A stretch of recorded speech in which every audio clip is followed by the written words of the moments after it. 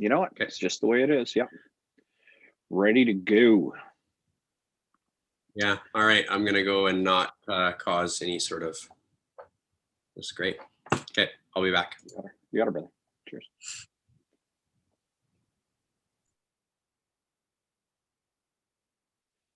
Good morning.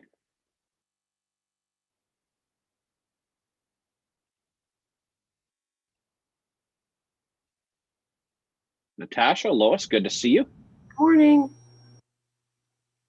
We are going to kick off here momentarily. Other people are going to be popping in to join us. Our other co-host will be joining us here shortly, and we are live on YouTube this morning already. So Awesome. right, potentially hundreds and thousands of people are going to be joining us as well to close out our syndicate event series for the year. So that's pretty cool. Awesome. What is happening today? It's not cold. It's nice outside. It's mild. Appreciate that a little bit. It's very nice to see. Very, very nice to see. It's exceptional to see today. How are you holding up? Me? Yeah. Yeah, I'm good. That's my story and I'm sticking to it. Outstanding. I sent you that information yesterday. Yes, I'll have a good opportunity to have a look at it here a little later on. Awesome.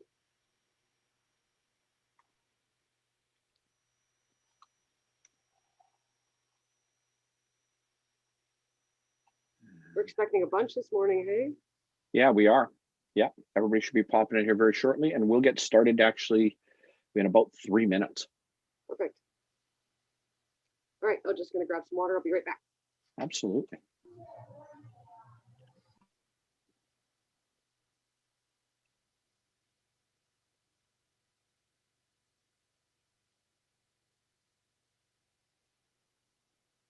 All right, everybody, we will be getting started shortly. We're waiting for some more of our audience to come and join us.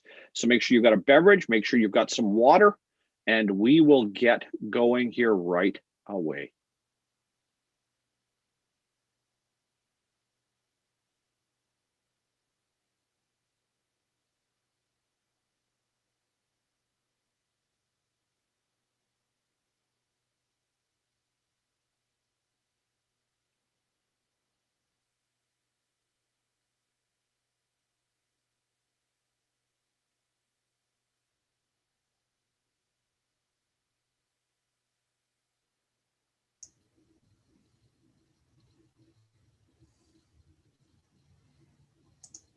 Don, good morning. Good to see you. Good morning, sir. How is life treating you today? We're going to get going in about 2 minutes here. Yep. We're waiting for my erstwhile co-host to come and join me. And then, of course, we'll get started. We are live on YouTube already, so that audience will come in and become part of our family and fun here as well. Right. And yeah, we'll get this kicked in a high gear, and we will maximize the next 4 hours roughly of everybody's time. Right. I'll be right back. You got her.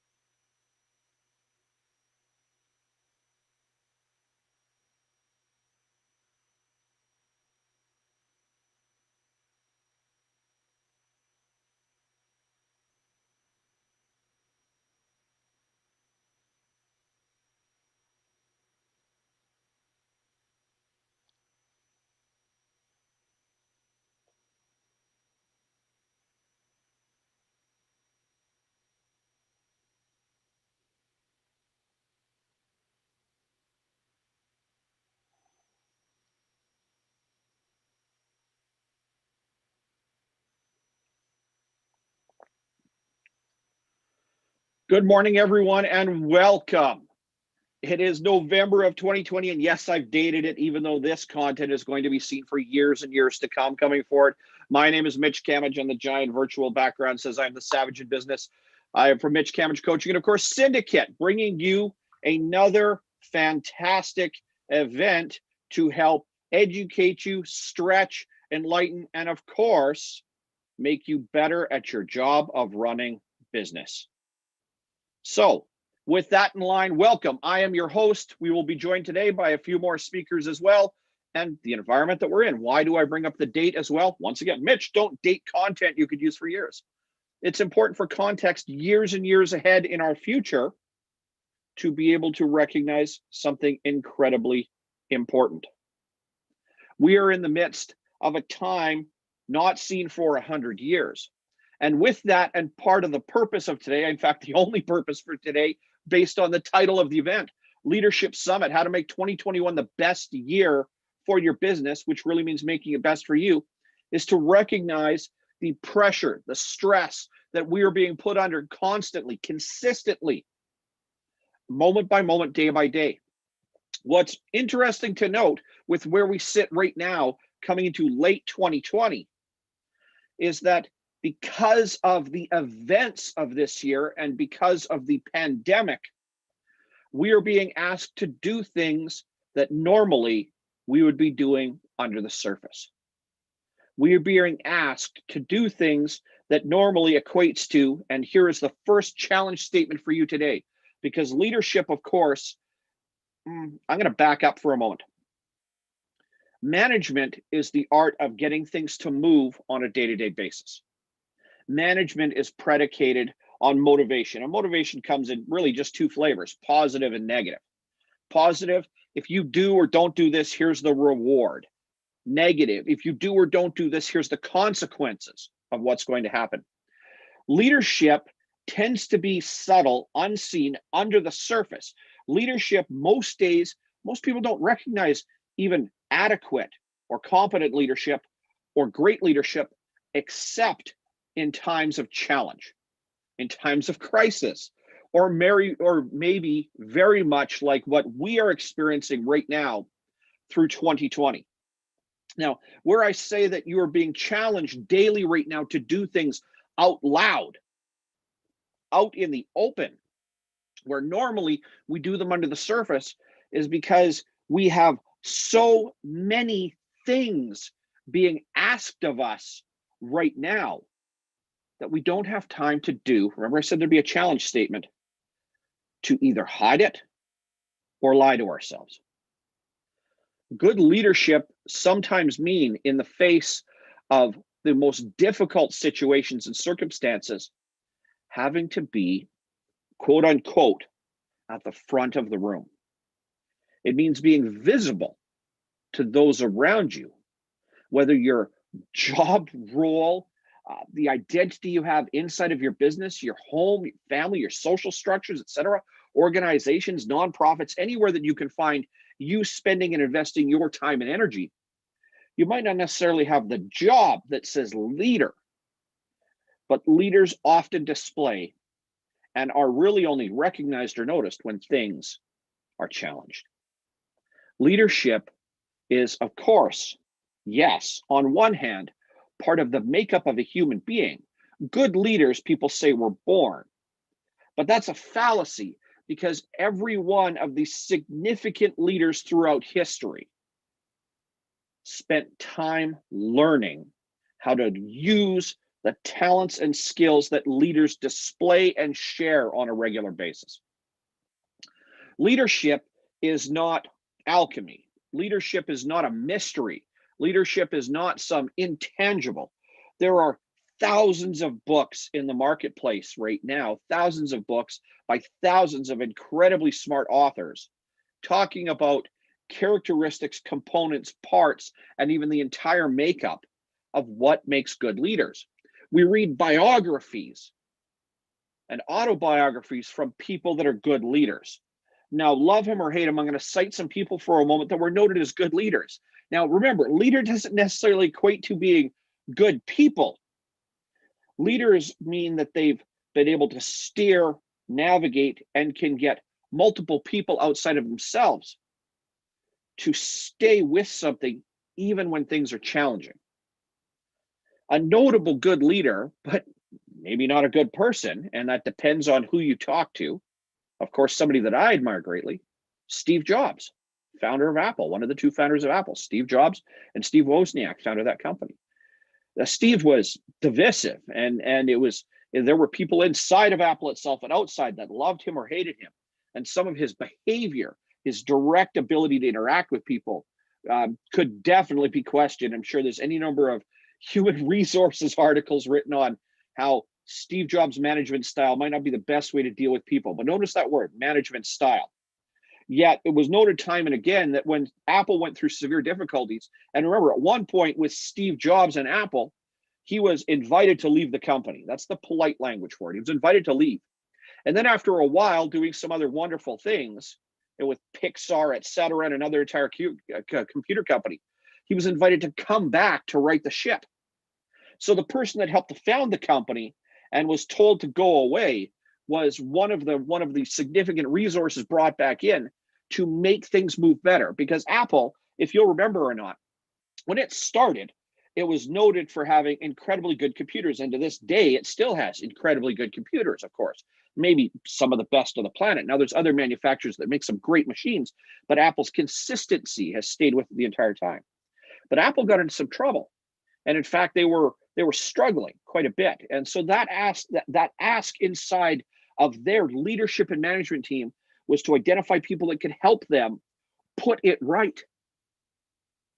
And what they ended up doing was going back to the person that helped to start it all, because in their minds, who knew the business better, but who had the right talent, ability, skills, and at that point even developed some maturity through his other business ventures to be able to task to come in and help move the business forward, to get it out from being stuck. Another notable leader, and notice that the names I'm picking as well right now are going to elicit a response from you, either positive or negative, if you recognize the names, right? And some people are not students of history, and that's okay. But for us to be able to recognize the name and understand them also knows that we do need to recognize the fact that their opinion, the impression, the feeling people have when you mention these names usually comes up with the, much like Steve Jobs, the love them or hate them. Not an awful lot of people in the middle, because leadership can be polarizing as well, meaning that things will gravitate to one spot or another. Winston Churchill. Now, Winston Churchill was likely, and historically a mediocre prime minister, my opinion, right? But a mediocre prime minister for Britain, for England, for the United Kingdom, whichever word we're going to use.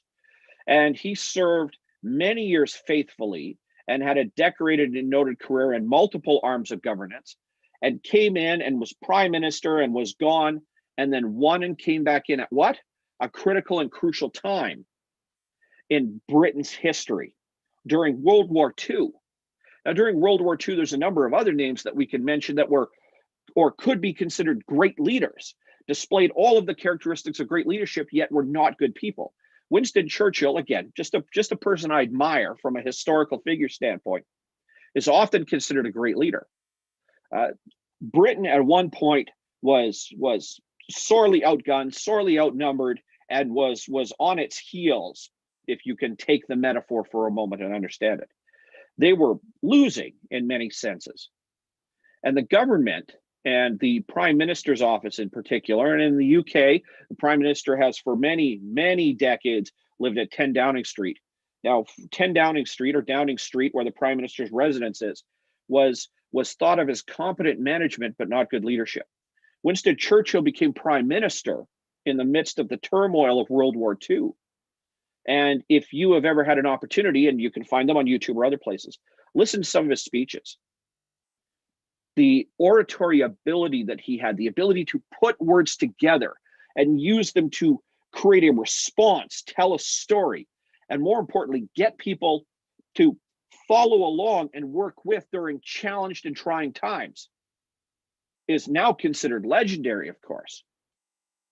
But Winston Churchill, as a human being, had flaws. We all do. And as a manager, had some competent abilities, had very strongly worded opinions, and once again, was either liked or not liked. But during a challenge time, he became the person that the country called on to help navigate and steer. Now, good leaders, once again, will typically find polarization. And that polarization most typically happens during or after leadership, because we need somebody to focus on. If we take the instances we have right now, and again, not commentary on who may be an effective leader or not during, well, a worldwide pandemic, as an example. But we can all note for our own lives, locally, regionally, geo-regionally, in other words, bigger areas that we live in, nationally and internationally, people that we either like or don't like, that can cause polarizing image. And with the state of, social media being what it is, it's very quick to either vilify or edify people. But we can also find people that it can be universally noted, including both the opinion that I like them or don't like them, I hate them or love them, that they may or may not be doing an effective job. Effective is a funny word, because effective is a word I put in to say that things are going to work out, that things are going to work in the way they should, that a result is going to be had, that there is a level of efficiency, dependency, enough tools, resources, people's processes and tools are going to be used the right way to create a desired outcome or result. Now, we will often reduce the impact in our own minds of these people by using words, and again, carefully chosen with the word effective for a moment, say that they're effective right now. I think they're doing a good job. I when they talk, I trust them. I don't like that person, but you know what? They do have a good point, etc. It's the way we create the environment inside of us, but what's actually happening if those people are effective and if they are displaying good leadership, then they've created the first environment for us. So if you've been playing along, writing along, following along on YouTube, etc. right now, I want you to start to jot some notes for a moment. If you have up until now, wonderful, absolutely wonderful. But you're going to want to jot some notes right now. Because effective leadership, great leadership, good leadership, average leadership, again, management getting things to run day to day. Leadership typically being displayed during crisis. Doesn't mean it's not there otherwise, but you only tend to see it when things probably are not working out really well, or at the tail end of really extreme success, right? Which usually entails struggle, of course. Leadership, effective leadership, the very first trait for effective leaders is to get as many people as possible to start to at least acknowledge or embrace the idea of what needs to be done. So effective leadership is being able to bring as many people as possible into the image, the idea, the plan, the pages and pages and pages of notes to effectively onboard them, to bring them in so that they at least grasp some of the concept. They say, well, okay, I get this. I don't think it's enough, or I think it's going too far, but okay, you know what? It's something to do. Next, effective leaders. So what we have right now is we get as much buy-in as possible, right? They might deal with individuals, they might deal with groups, they might deal with, in the world that we live in right now, social media platforms, etc., podcasts, whatever else it might be, to be able to share messaging, images, and ideas and start to create a swell, a collective of people that is larger than the sum of the individual parts that go at least, well, okay, I'm listening. Next, effective leadership has the ability to begin to create calm. That doesn't mean that disruption, anxiety, fear, any of these other energy words that we have for what's going on emotionally, excitement, elation, etc., but start to instill a sense of flat. I don't mean taking away all the energy or dispelling all of our frustration, but by being able to first articulate an idea or a message in a way that gets many people to go, I'll listen. And then next, by taking the I'll listen moment and creating a moment where people go, okay, what are our next steps? In other words, getting the water, the ripples in the water. Imagine throwing a stone in a pool of water, or if you want to go run some water in your bathtub right now, drop something. In my case, I've got kids, so I could go drop a toy in the bathtub, and you watch the ripples go up to the edge of the bathtub and reflect back in towards the middle. Well, leadership, what we want is for those ripples to stop, or for those ripples to slow down. So you get your hand to the bottom of the bathtub and you really swish it around, and you create some lather and waves, and if you got kids, that's how you make bubbles, because you forgot to put the soap into the water while the tub was running, which means that the job would do itself, right? Well, instead, so you get in there with your hand and you start agitating like crazy, and it starts to create bubbles, and the kids think it's lots of fun. Well, you want the water to go still. Now, making bubbles for your kids in the bathtub, no, you don't. You got to agitate, right? But leaders and effective leaders start to create an environment where the ripples start to slow down, where the volatility, the agitation, even artificially, even in singular moments, begins to decrease. When that happens, now again, we're talking about some effective traits of leaders for a moment. And I'm outlining some of this, and you're going to hear more of this throughout the day, and you're going to hear strategies and tools and ways to deploy some of these things as well. But I wanted to paint the picture for you. For us to start with, remember the very first one, to get as many people as possible to pause for a moment to listen. I'm using simple language and reasonable language to explain something that might require very loud noises, okay? But to get enough people to stop, pause, and go, I'm willing to listen. Next, to get enough of the agitation, if you will, in the bottom of the bathtub to start to calm down, subside.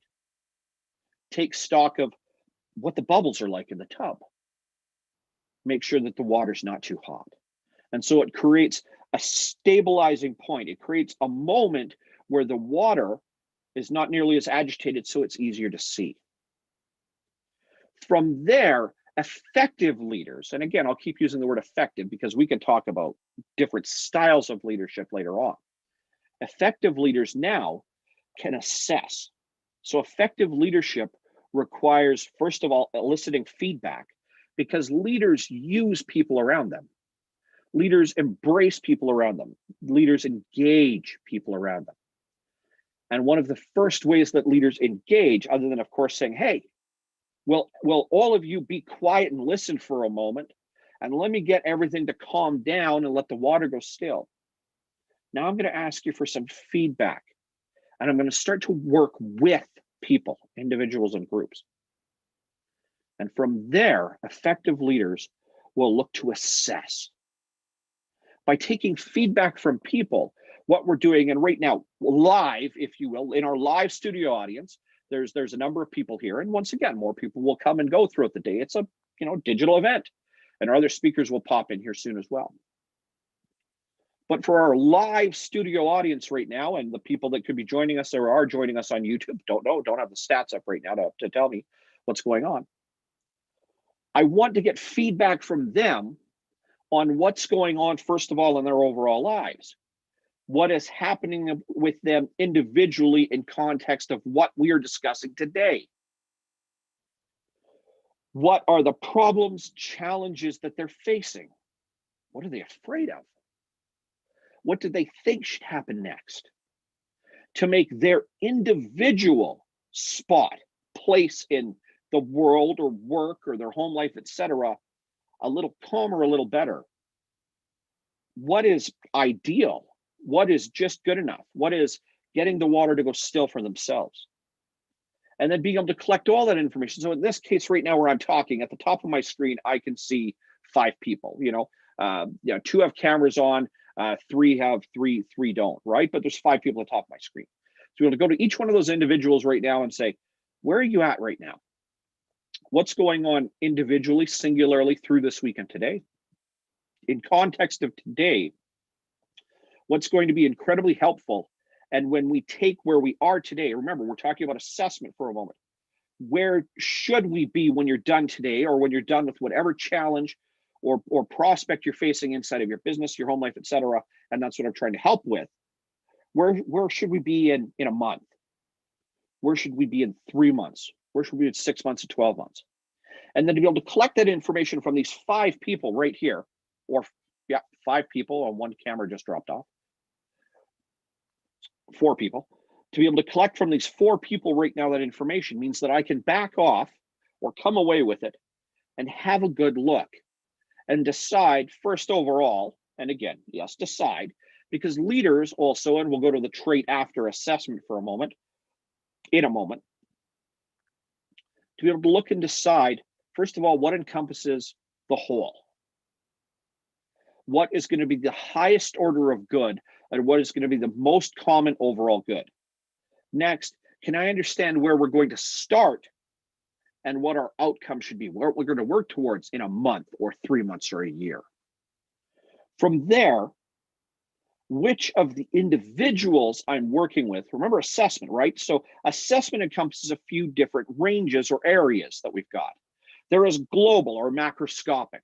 Whatever I choose to do today, whether it is just me or whether I get the input of dozens or hundreds of people, what is going to be the global or the macroscopic output or outcome? If this call represents 5 people on a team in a business, what's going to be the overall outcome for the business itself?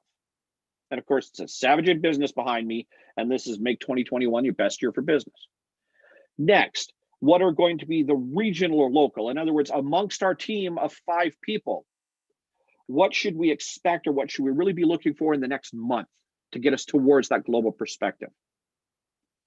From there, what are going to be the individual tasks or jobs we have to do, and assessment out of the whole team that we've got assembled here right now live, who's going to be good at what? So that I can leverage people. Remember, we're in the middle of a worldwide pandemic. So anything we accomplish here today, because people's attention spans, people's emotional states, and people's ability to cope and deal are going to be razor thin. They're going to be narrow.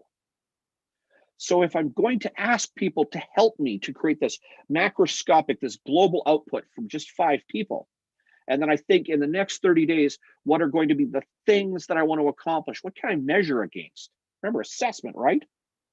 I, of course, want to make sure that I ask the individuals to do what they're good at first. Because if we work from an area of strength, assessment, right, then we're very likely to create at least a comparable, competent, or effective outcome, or more than likely start to create a better outcome than what, let's say, a conservative estimation would be. From there, I need to now work with the individuals to say, overall, globally in the next year, from a macroscopic view, if I get in a plane and I go up to 50,000 foot view and we can see all the land around us, this is how I see this working out in the next 12 months. I've got some feedback from you guys. Do you agree? Have we missed anything? Remember assessment, right? Is there anything else now that I'm laying out the entire plan that you can think of that is going to add and effectively do this? Wonderful. In the next month, I think, or I believe, or, and in this case, I'm going to use names for example, so get ready for YouTube fame, right? Lois and Dawn and Matt and Natasha. Have we missed anything? And I'm going to be asking you to do some stuff. Some of it's going to be challenging. Some of it's going to be right inside your wheelhouse. And I think I have a good idea what you're good at. And I want you to start from there. So here's some things I need you to do. And I need you to come back to me with them when they're done. So by assessing and being able to look at what people are strong at, I can place the stuff we're going to do to accomplish in a shorter period of time and working towards a global, a macroscopic outcome or result, like, I don't know, winning World War II or restarting Apple computers, or just getting through the next 30 days with our individual businesses and lives. And in my marketplace, lockdowns, where lots of things are slowed down. So for the next 30 days, I want you guys to work from where you're strong. And here's what I want you to accomplish. From assessment, we go to development and deployment. In other words, the do. So we have start to rope people in. I'm going to use plain and really simple language. Or step 1, get as many people as possible to stop and listen for a moment. Secondly, get the water to go still. Third, solicit feedback from people, get information, start to engage with them on an individual basis. 4, assess where we stand now, assess what we want overall, globally, macroscopically for the next 12 months, 24 months, back up to what we want to accomplish. Remember, assessment in the next 30, 60, 90 days. Assess the people, the resources, the individuals, and the tools you have around you. Understand what their strengths are.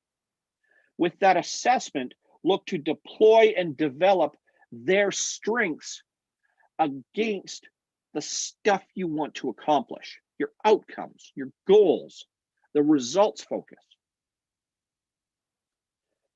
Engage with your team to see if the assessment is correct and if there's anything else to add to what we're doing. From there, of course, in assessment, look to deploy, use the plan and the input to let the people do their best job from an area that they are strongest at, either from your assessment and or their personal assessment or opinion.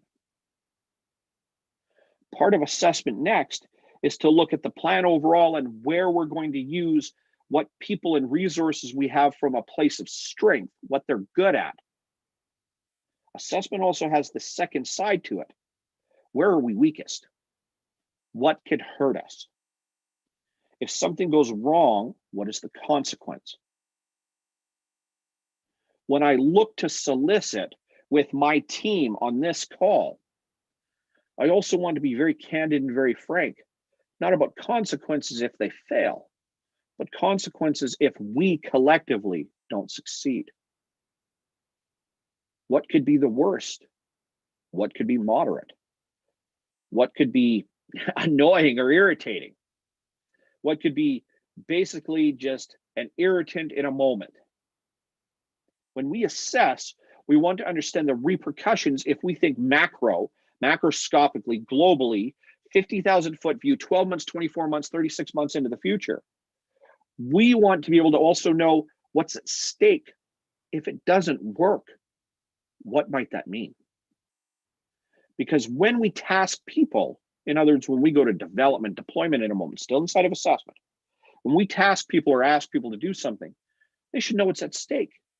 They should also know what the rewards are, but they should know what's at stake. If we don't succeed here, we're like this. And also, I believe we are weakest here. We have to be very mindful to protect, watch out, or mitigate against a risk, because I don't believe or I don't feel we're strongest here. So if we use our strength, our individual strengths and our collective strength like this, I believe that we can get to the outcome. From there, and I've used development and deployment, but here's a great word to write instead: action. Effective leadership creates a sense of action. Now that we have talked, assessed, first I got your attention. Next, I got the water to go still. Third, I started to assess, put together a list of our strengths and weaknesses, assessed long-term global perspective, what we want to accomplish, shrunk it down to 30, 60, 90 days and individually what we want to do, looked at strengths and weaknesses, and looked to build and take action based off of our strengths, watching cautiously and carefully by having my entire environment, my whole team, aware of where we could be hurt, could be weakest, or what to be careful of. When we take action, at that point, good leaders. Now, effective managers, remember, management day-to-day, week-to-week, month-to-month. Effective managers and good leaders often go hand in hand. But a good manager is going to want to know what the measurables are to move towards the outcome or result in 30 or 60 or 90 or globally, for an entire year or 2 years or 3 years down the road. Effective managers, good managers, are also going to know what the consequences are so they can provide feedback or catch errors as they're created. Leaders now, when action takes shape, is to make sure that the individuals on the team could include themselves, and the team itself globally, macroscopically, has got resources that it can use, is leveraging its strengths, and that it has consistent support. When effective leaders, good leaders, or great leaders choose action, take action, inspire action, begin action, enable or activate a team or individuals to do something. In the assessment, we wanted to make sure we had the tools and using the best strengths of people and organizations to accomplish something. Now that we have taken action, what do they need to support it?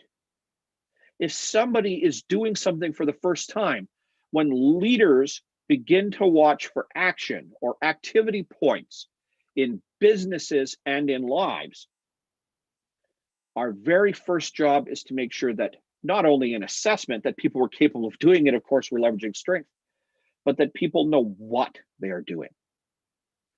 When we've chosen to take action, are people following the right path? Are they following the correct steps and mechanics? Good leaders look to anticipate problems. Remember assessment, right? But now that we're in action, look to anticipate problems and deal with them proactively. So whereas in assessment, we start with a global perspective, a sense of time, individual strengths, organization strengths, creating plans, and then assessing weaknesses to make sure that there are things to be mindful of. And then, of course, deploying our best assets or people from a strength base to accomplish.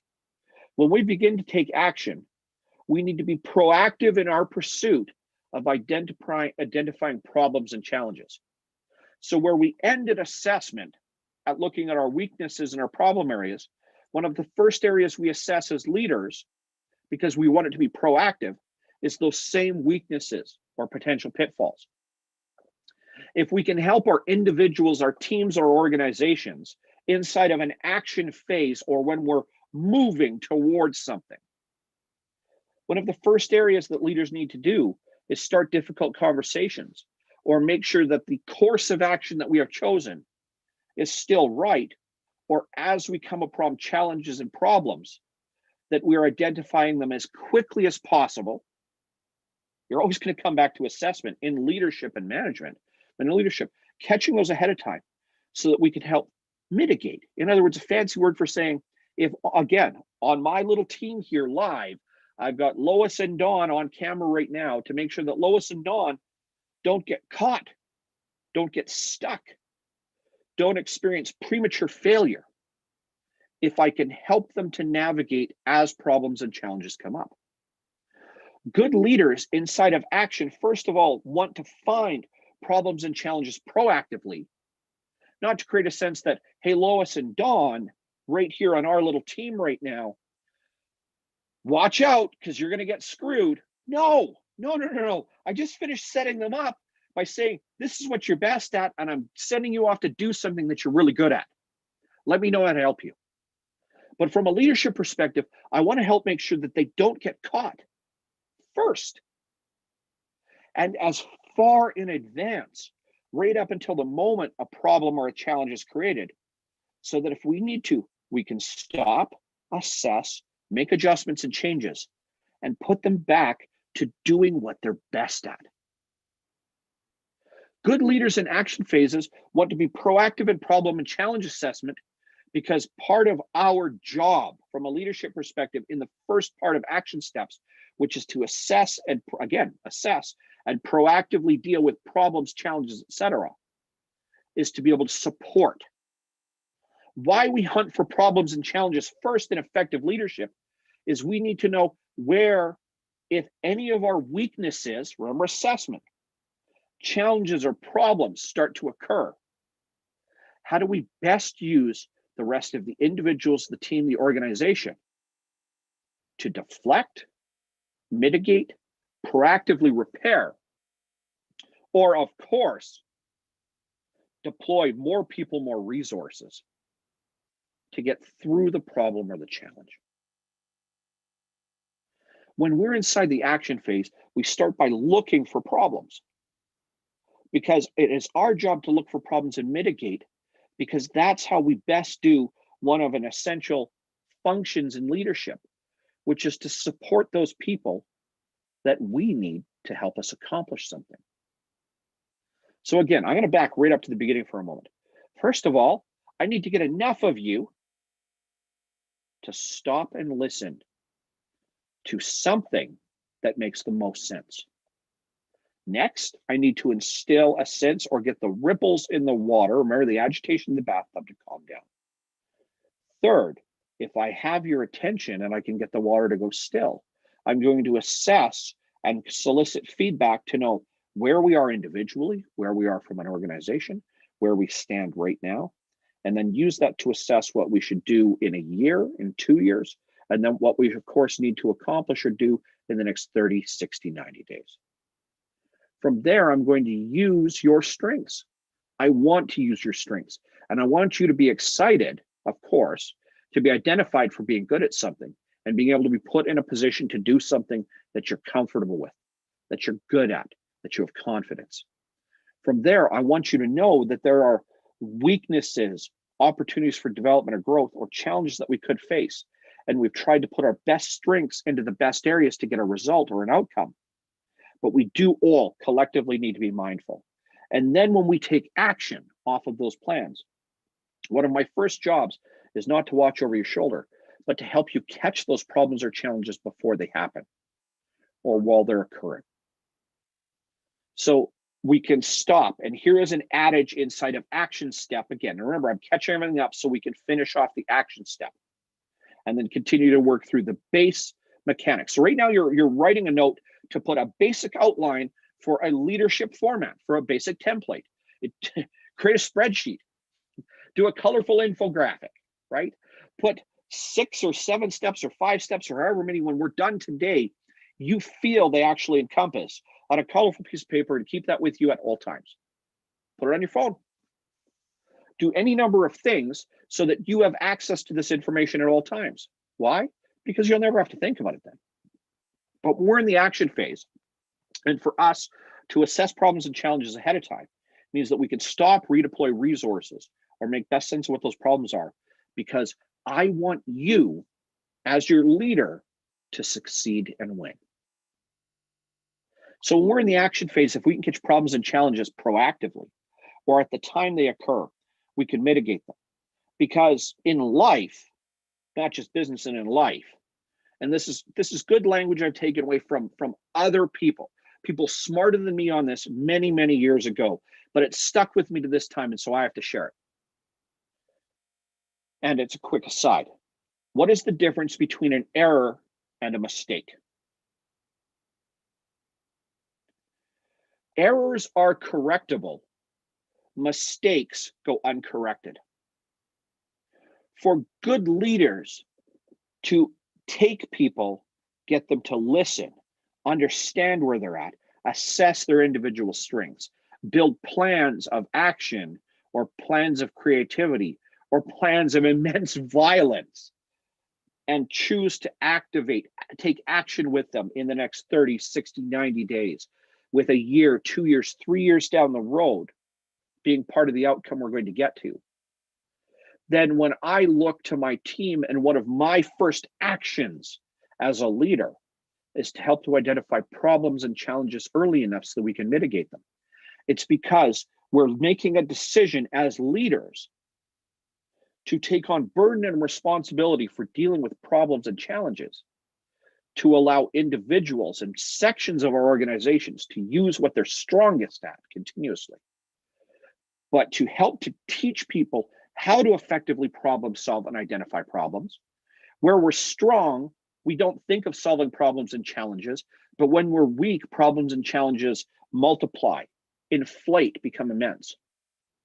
And every time we can identify a challenge or a problem as it comes up towards us, now we're really creating a balance between errors and mistakes. When we are strong at something, and so action piece is why we're assessing problems and challenges before we even assess whether there's results or how to magnify what people are doing. It's the other half of action. What we're essentially doing is being able to understand as quickly as possible that when mistakes and when problems and challenges occur, first of all, they become errors.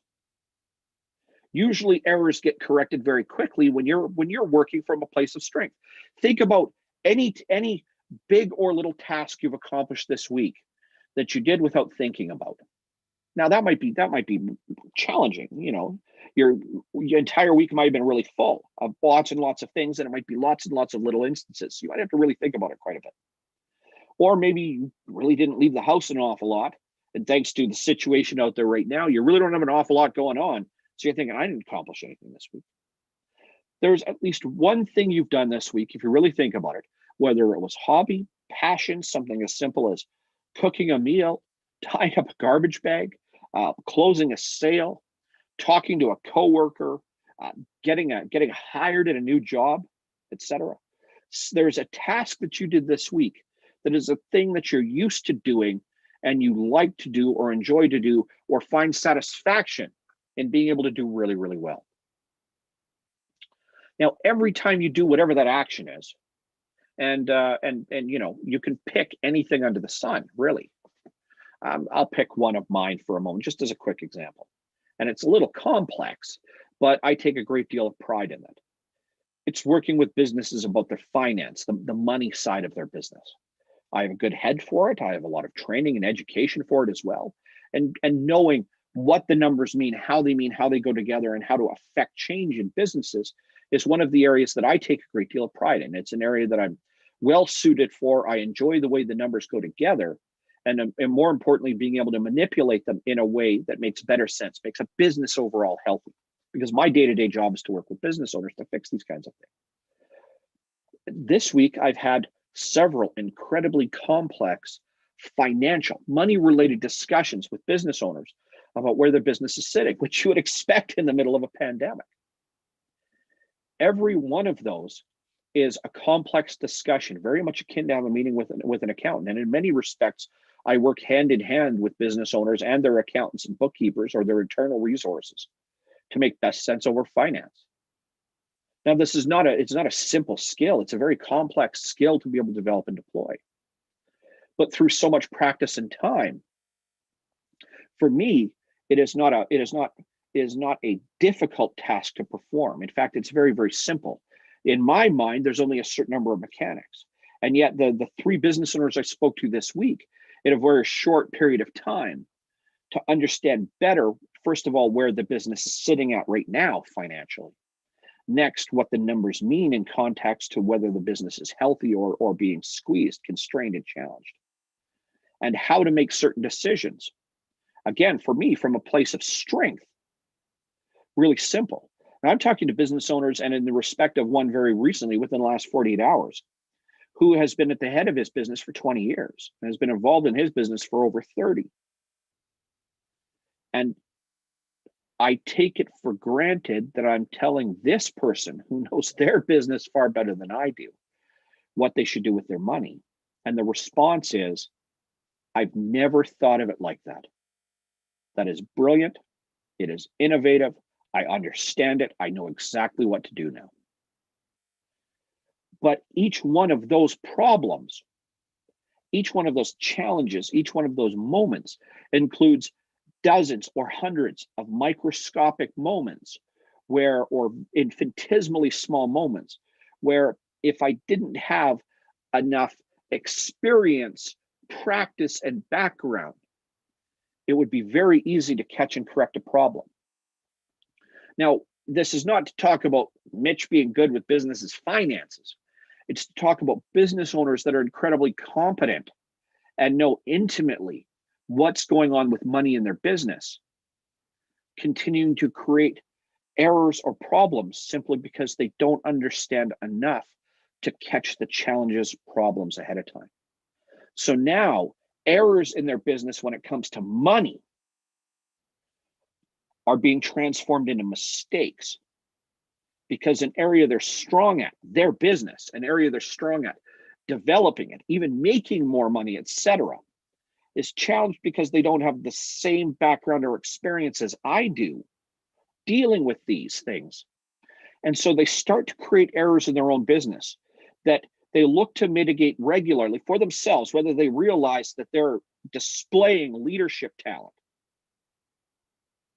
by leveraging what they do really, really well, but something that they don't do very well, don't have, again, the same grounding as the business coach. Yes, of course, right? But they don't have the same grounding, acumen, or understanding. So as they start to create errors in areas that they aren't so good at, and again, there are things that I'm not good at too, right? I rely on other people to help steer me away from creating errors. They start to create those errors, and those errors, it doesn't take very long, transform into mistakes. Mistakes, when enough of them pile up over time, and again, remember, we're still inside the action phase for leadership and being able to assess and proactively, preferably proactively, catch challenges and problems. When a challenge or a problem equates to an error, something is broken, something doesn't work. Errors can either multiply or inflate or start to attract other errors. We know this in life. It's why when you are late for work already and spill coffee on yourself, you get a flat tire. Why me is our response. Now, this is not a law of attraction moment conversation. It's just that things tend to go to a low water mark or a low water point, even in life. And so you're going to be running late, you're going to spill coffee on yourself, and you're going to get a flat tire. And then tomorrow, you're going to feel like you're running late by leaving the house at the same time. Your coffee is going to be a brilliant temperature. You're going to hit every green light in the city, and you're going to end up at the office 5 minutes early. What the heck? It's a small example in life from an area that we can all at least understand from arm's length, or that we've personally experienced. How errors start to compound and attract other errors. And when those errors, the humorous ones like spilling coffee or being late, and we all don't want that frustration and anger, or getting yelled at by a boss, et cetera, because of it. But when we start to add up those errors, and those errors aren't addressed and corrected, they become mistakes. Those mistakes, if left long enough, and an example of clients with financial inequality or financial inconsistency or financial broken parts, errors in their business that turn into mistakes. Those mistakes start to fester and become chronic.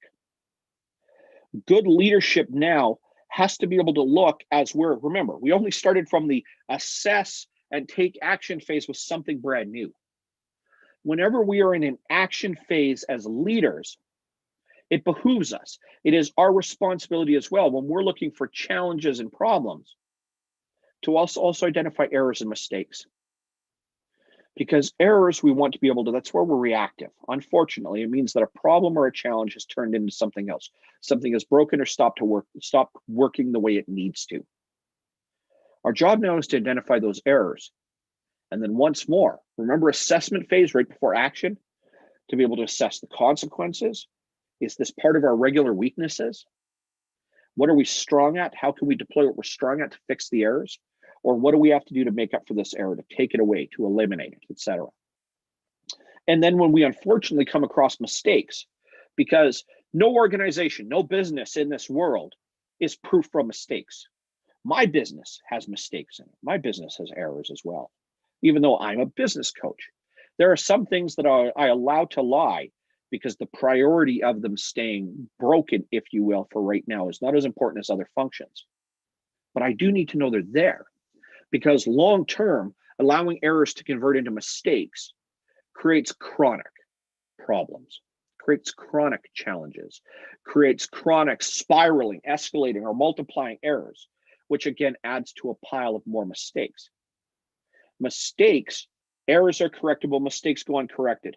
Errors become chronic, errors become uncorrected, and they become mistakes, which means a fundamental or an important thing has broken.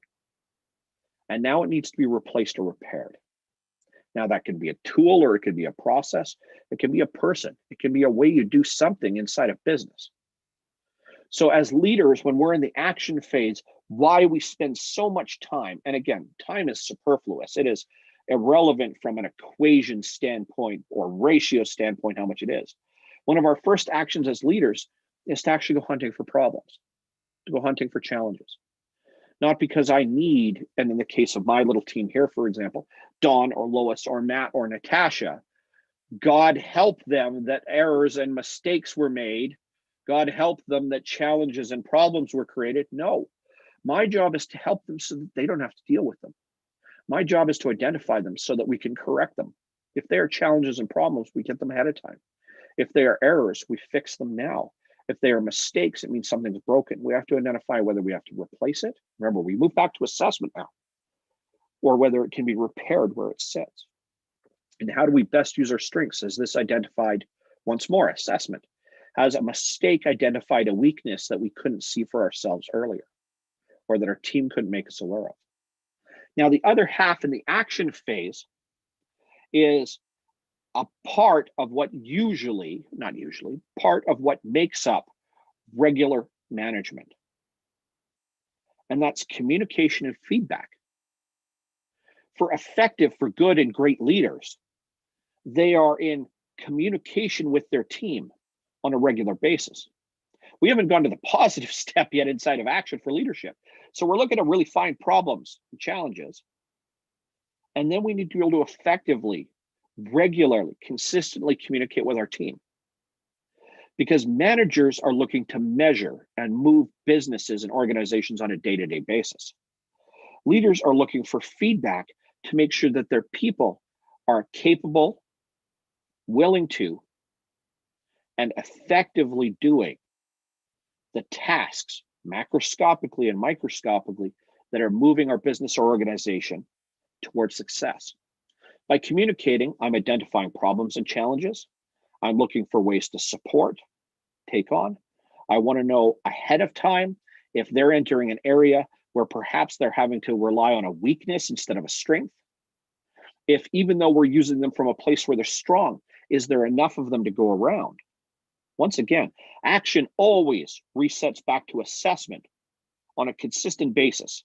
So good leaders are always communicating. Remember the very first step we had, get enough people to listen to us? Guess what effective leadership is? Navigating this cycle consistently, continuously, repetitively.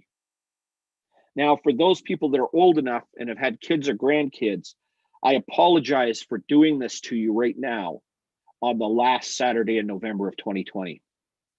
This is the song that never ends. It goes on and on, my friend.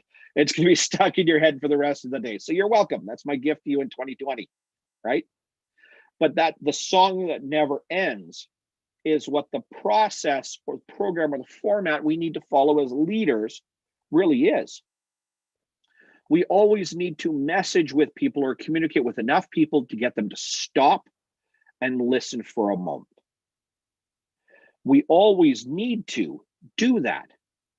We always need to then get the agitation in the water, the ripples to go still, so we institute, instill, or create an environment of calm, even if it's for a moment. Next, we need to assess where we are and what we're doing. What are we good at? What are we not good at? And based on feedback from people and action phase, we're always coming back to assessment. And then in action, what are we doing? We're looking for problems and challenges first. And then we're always communicating with people, getting enough people to stop, pause, and listen, and create environments where the water, the agitation is going to go still. So are we working from an area of strength? Are there any problems or challenges? Are we starting to slip in areas that we're weakest? And then if we've got problems or challenges, has anything turned into an error? Something broke? Or have we been able to identify any mistakes? Something stayed broken or is chronically broken. From there, in our action phase, so we're looking for problems and challenges. We're continuing to communicate with people as they move forward through the days and weeks and the plans of action. The next phase inside of action is adjustment. Good leaders are always looking to adjust as we're moving. Inside of action, an essential portion of looking at problems and challenges first and trying to anticipate or proactively deal with them is allowing for adjustment. Good leaders, when we take action, create an environment for the individuals and their organizations where it is permissible to shift the way we do things. Good leaders are looking for challenges and problems and feedback from people, and to look at the environment, identifying errors and mistakes so that we can adjust as we're moving forward and we don't have to stop in our tracks and start over. Good leadership in our action phase, again, identify problems and challenges, solicit feedback from people, communicate with them constantly, and make adjustments. Good leaders help their individuals, so my team on this call right now, to look for problems and challenges, to identify errors and correct them, to add to the sum total of the mistakes, and then look to build, correct, or add essentially into our pool to take away those mistakes.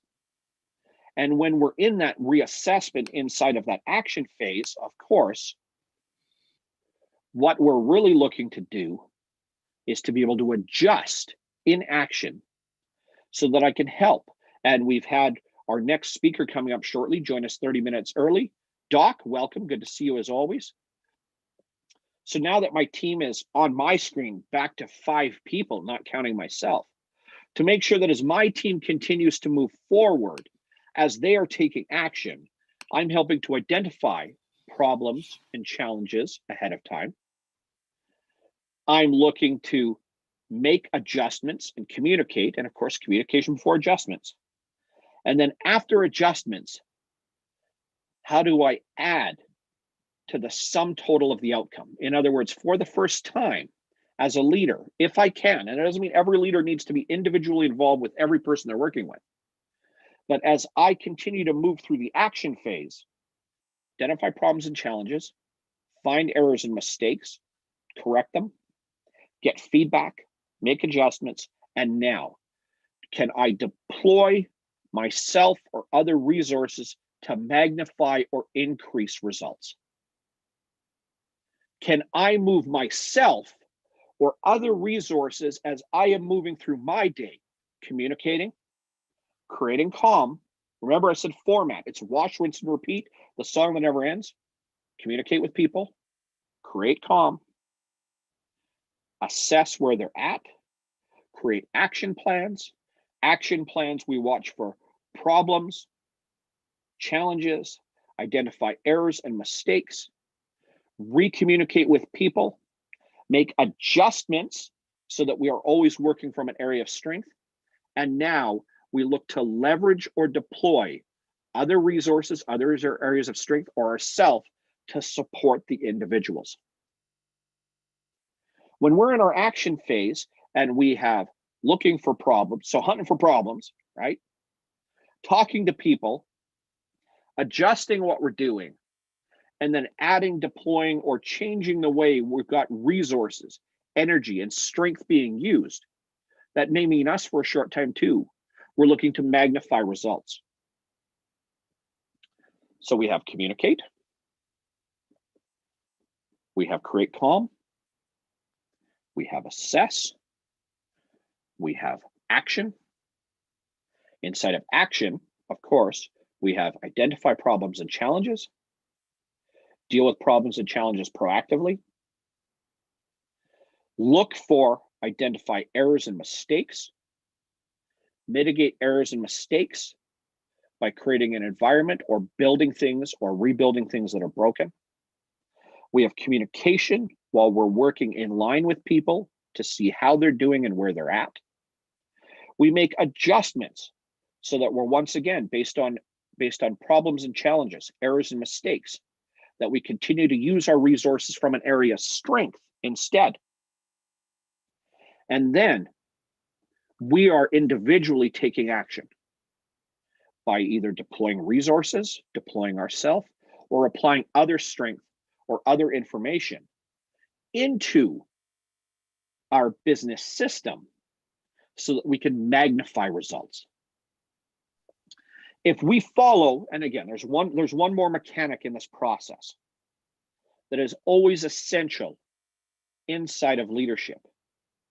And for the next 20 minutes, I'm going to spend about 5 to 7 minutes talking about the last mechanic, and then I'm going to reset the whole list to inject some leadership style into it as well. That when we look at the end of our action step, and again, it's not the end, understand that any of these mechanics can be fluid based on environment and the person. But for those of us that may be moving into leadership for the first time or trying to understand what leadership is, having a mechanic, a fundamental understanding, an expectation can allow you to start to practice. Leadership, make no mistake, there are great leaders, and I brought up 2 examples of people, and once more, remember, leaders can be polarizing. There are people that love them and hate them, very few people in the middle. All of them were effective communicators. All of them elicited feedback.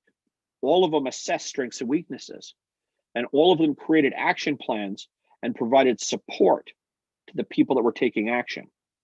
So if I can get enough people to listen to the message, communicate effectively, right? And if I can create moments or elements of calm so that people can feel at ease, I can assess where we at, strengths and weaknesses, and what individuals are good at, and threats outside of ourselves and inside of ourselves, and also assess plans going out a year, 2 years, 3 years, and then what we want to accomplish in the next 30, 60, 90 days. And then when I deploy my team, send them out to take action, my first job as leader is to look for problems and challenges, because I don't need you looking for problems and challenges. It's my job to help you catch them, and I want to catch them proactively. From there, when we find errors and mistakes, those errors and mistakes, remember, are correctable, mistakes go uncorrected. Something starts to break and something's broken. And we identify those and figure out a way to either rebuild it, unbreak it, or build a new one. Then we communicate with our team effectively while they're taking action. From that action piece, we make adjustments. Great leaders throughout history, whether military, political, social, and I think we can agree. So here's a list of people, and I'm going to list them out loud, who are equated to be great leaders, whether you love them or hate them. Because all of these 4 steps they displayed on a regular basis. Mother Teresa, I think we can all agree, great leader, right? Steve Jobs, love him or hate him, really, really good for everything he did. Winston Churchill, love him or hate him, really, really good. So each one of these steps inside of leadership, they displayed on a regular basis. And when it came to the action step, one thing that they were all notable for was the ability to make adjustments. When things didn't work, it didn't mean with Steve, my boy Steve, because I admire Steve Jobs and I love Apple. I think it's a good company, but that's, again, personal opinion, okay? Personal opinion. For all of the ranting and raving he would do with his employees, even as a leader, he was always willing to adjust, and he was always looking for a way to innovate. Adjustment is essential to leadership because businesses will often get in a groove. Businesses start to scribe the record of the story, all the songs that a business does, all of its services, employees, etc. After a while, those grooves in that record get really, really deep. And then if you get one nick in the surface, it starts to disrupt the flow. So there's errors and mistakes.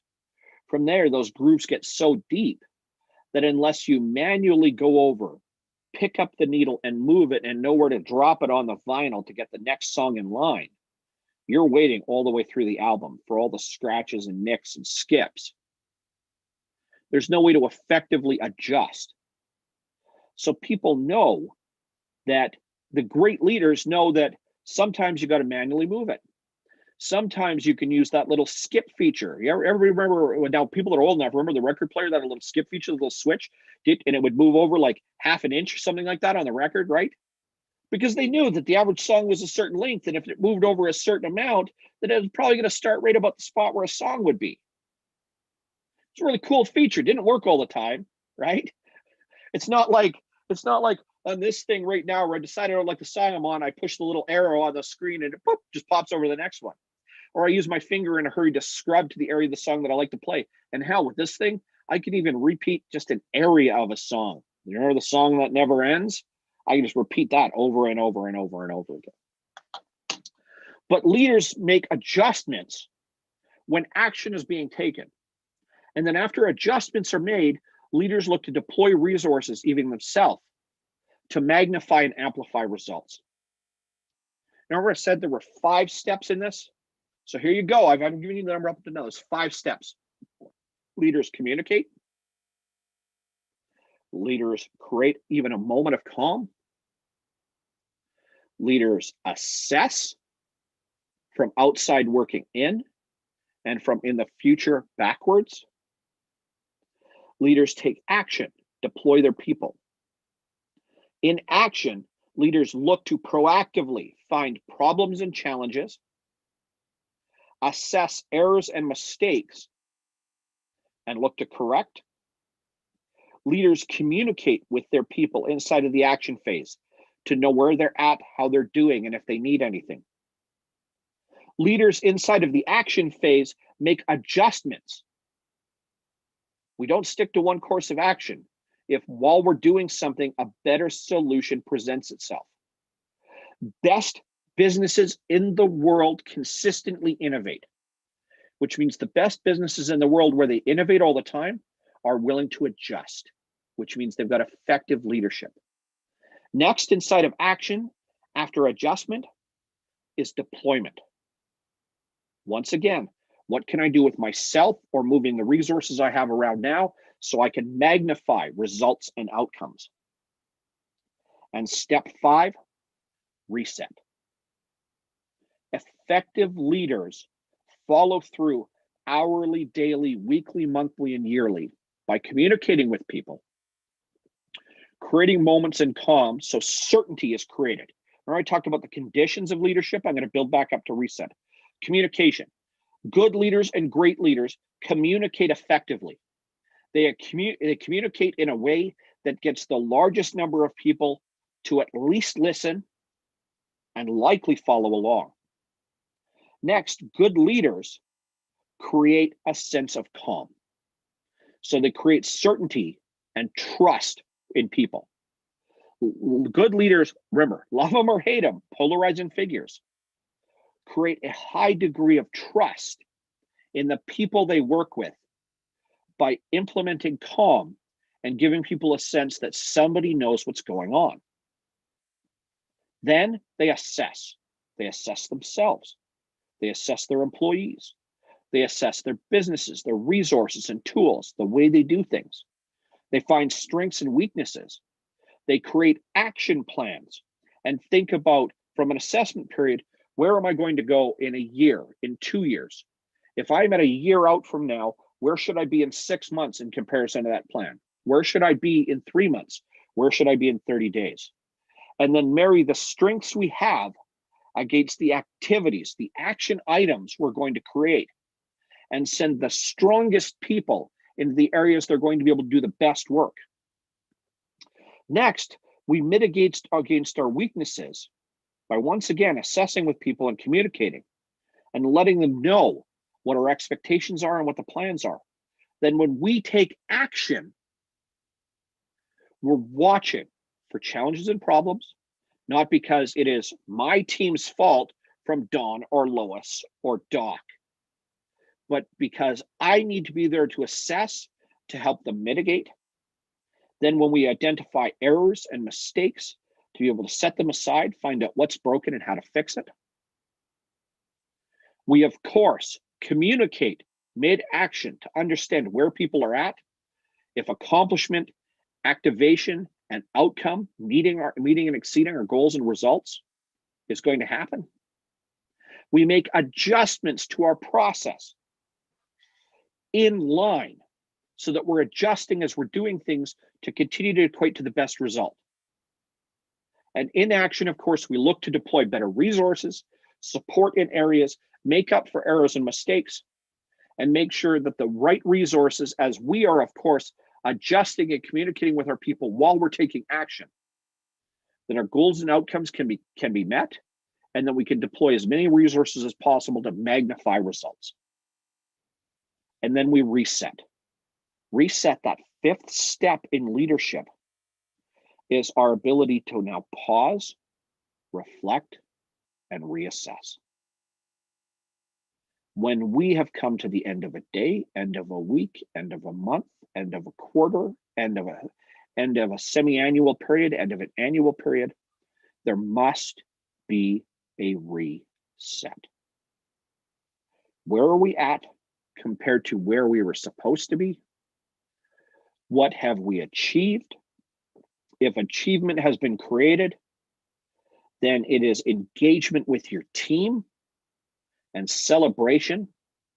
If goals and outcomes have yet or are left to be accomplished, to engage with your team and create purpose to complete, reset and reassess a timeline, and take stock of errors and mistakes that have been created or turned chronic as mistakes over time, to eliminate weaknesses. From there, reset, we move back to the first step, communication. So our 5 mechanics, our 5 steps to create effective, good, great leaders. Now, this is where it depends on you. I wanted you to challenge yourself for a moment and take 10 or 15 seconds to write a note while you're thinking about this. So let's outline the steps again. We need to communicate. We need to create an area of calm. We need to assess. We need to take action. And we need to reset. When we reset, we move back to the first step, communication. Every one of these steps and every one of the parts we've discussed this morning since 10:06 until now is something you can learn to do. So I want you to challenge yourself right now by thinking about the steps and the mechanics we've got. There's just 5. And where you, remember assessment, right? Step 3, assessment. What you're good at in each one of these. What you're not good at in each one of these. And then what's missing for you to be able to begin to lead yourself, but then lead your business or organization by communicating first with yourself and then your partners, employees, etc., effectively. By creating a sense of calm, by letting people know that you're working and that there's going to be a plan. By assessing strengths and weaknesses, including yourself, and creating plans of assessment for a year and 2 years and 6 months and 3 months and 30 days. By taking action, watching for problems and challenges first, assessing errors and mistakes, communicating, even if it's amongst yourself. What did I accomplish today? What still has to be done? We're working from an area of strength or a weakness. What do we have to do to continue to move results? How do we get them to work faster? Make adjustments. Is what we're doing working? If not, how do we shift it to make it work better? Redeployment of resources, activating leadership. If you're in an army of one, if you are a you, yourself, and you business, guess what? You get to do all of these for yourself. But when I come to step 5, reset, we look at where we're at, we assess and reassess, and we start back with communication. And if you go back to an hour and 15 minutes ago, remember I said leadership starts with you. So how you choose to communicate first with yourself to create calm, to assess where you're at, what you're good at, what you're not so good at, and create plans. To take action, watch for problems and challenges, identify errors and mistakes, recommunicate even with yourself, where you're at in conjunction with what you're trying to accomplish, adjust as you're moving, and then find better ways to deploy your resources. And then we reset, reassess, and move back to communication. Doc Like is going to come on in a moment, and he's going to talk. I got about 10 minutes left. Doc's going to come on and talk for 30 minutes. And then in the afternoon, my partner in crime and my business partner inside of our syndicate empire, Mr. Ali Salman, is going to come on. So in these next 10 minutes, now that I've talked about the format for leadership, I'm going to talk about the 3 different places that we deploy leadership to. Because Doc's going to talk about one of the primary characteristics of leaders as well. So remember, our 5 mechanics in leadership are to be able to communicate, to be able to create a sense of calm, even for a moment, to assess, create plans, to take action, reset, reassess, and start the cycle over. Now, when we lead, there's really only 3 places that leaders deploy these 5 steps. Leadership of self, leadership of others, leadership of organizations. The same fundamental mechanics work through all 3. But leadership of self is starting with the most essential member of your team in your life and your business, you. Leading of self means that when we assess, of course, we want to understand our strengths and our weaknesses. But when we look at our weaknesses, our job leading of self, so in each one of these 3, each one of those 3, stuck an extra figure up, each one of those 3, there's an area we want to prioritize. In leading of self, we want to make sure to correct errors and mistakes. We want to identify weaknesses. By doing so, we know personally what we're not good at. So the very first time and every time we deploy ourselves, we are always using what we're best at. So in leading of self, self-assessment is one of the essential tools to leading of self. Because if you have mental health issues, depression, anxiety, bipolar, suicidal tendencies, etc., knowing when and how in life can get to you, or business can get to you, or social situations can get to you, and create an environment where you have less of you to work with is desperately important. Because assessing properly, knowing yourself, and being able to look at what you're weakest at, not to create an environment that eliminates all of those. That is a human thing to do, to make yourself heal thyself. But knowing means that you are being vigilant for those things that can take the most of you away from doing what you're effective at. In leading of others, it's to create a sense of calm and that there is a plan to work with. For us to lead ourselves, we need to know ourselves. We need to know what we're not good at and find the best way to leverage our strengths. To lead others, for people to effectively want to follow, they have to believe there's something at stake, that there's an idea or a plan to be had, and that they can feel safe. Remember, step 2 in leadership is creating even a moment of calm. To effectively lead others, we must create an element of calm and the belief that there is a plan or an action that is going to lead to success. For organizations, for the 3rd mechanic inside of leading ourselves, leading others, and leading organizations or businesses, the plan and the implementation are vital steps to lead. Creating buy-in, communication with the individuals in the organization is an essential first step. So we're leading of others, whether inside of organizations, social groups, family, etc. People need to have calm instilled first and need to have a sense that somebody, and I'll use these words, if you are the leader of your family, Your family should know that you are safe to come to, that you can create calm and safety for them, and that you've got a plan. In organizations, you need to get people to listen to you.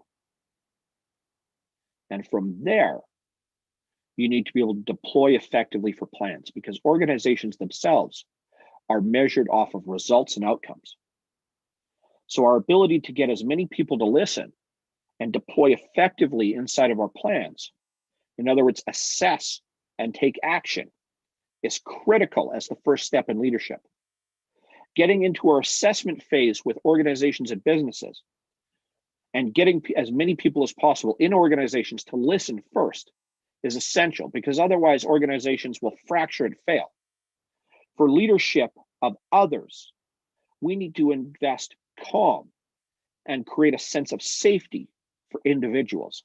And for ourselves, we need to be able to assess so that we can always use what we are best at first. In life, there's only three things that we can really lead in: to lead ourselves, assess, use what you're strongest at, but know what makes you weak. Know where the errors and mistakes come in so that you can mitigate, change, and build against them. And always use yourself to your best strengths. For leadership in others, we want to be able to create a sense of safety and certainty. And leadership in organizations, we need our plans and outcomes inside of our assessment phase to be able to work well enough to achieve them, and to be able to communicate effectively enough with the body, the individuals in the organization, to create buy-in, so that when we take action, we are investing our energy and time.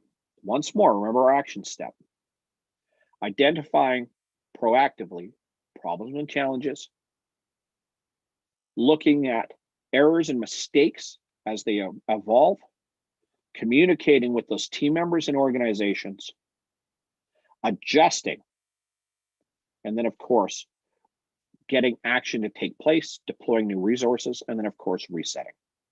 So for self, assess, know what you're strong at, know where your errors and mistakes are. Others, create a sense of calm and certainty. Somebody has a plan. And organizations, communicate very well to create buy-in, have effective plans and measurable outcomes so you can create responsibility.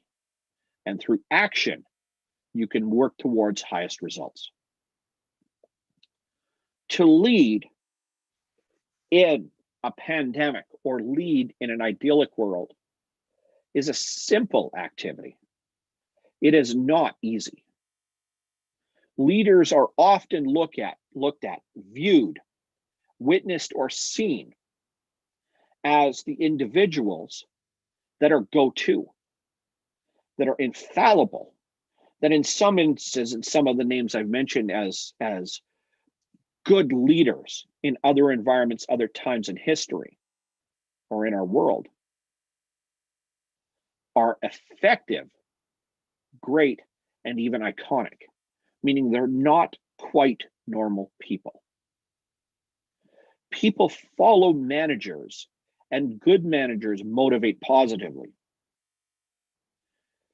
Great leaders create inspiration.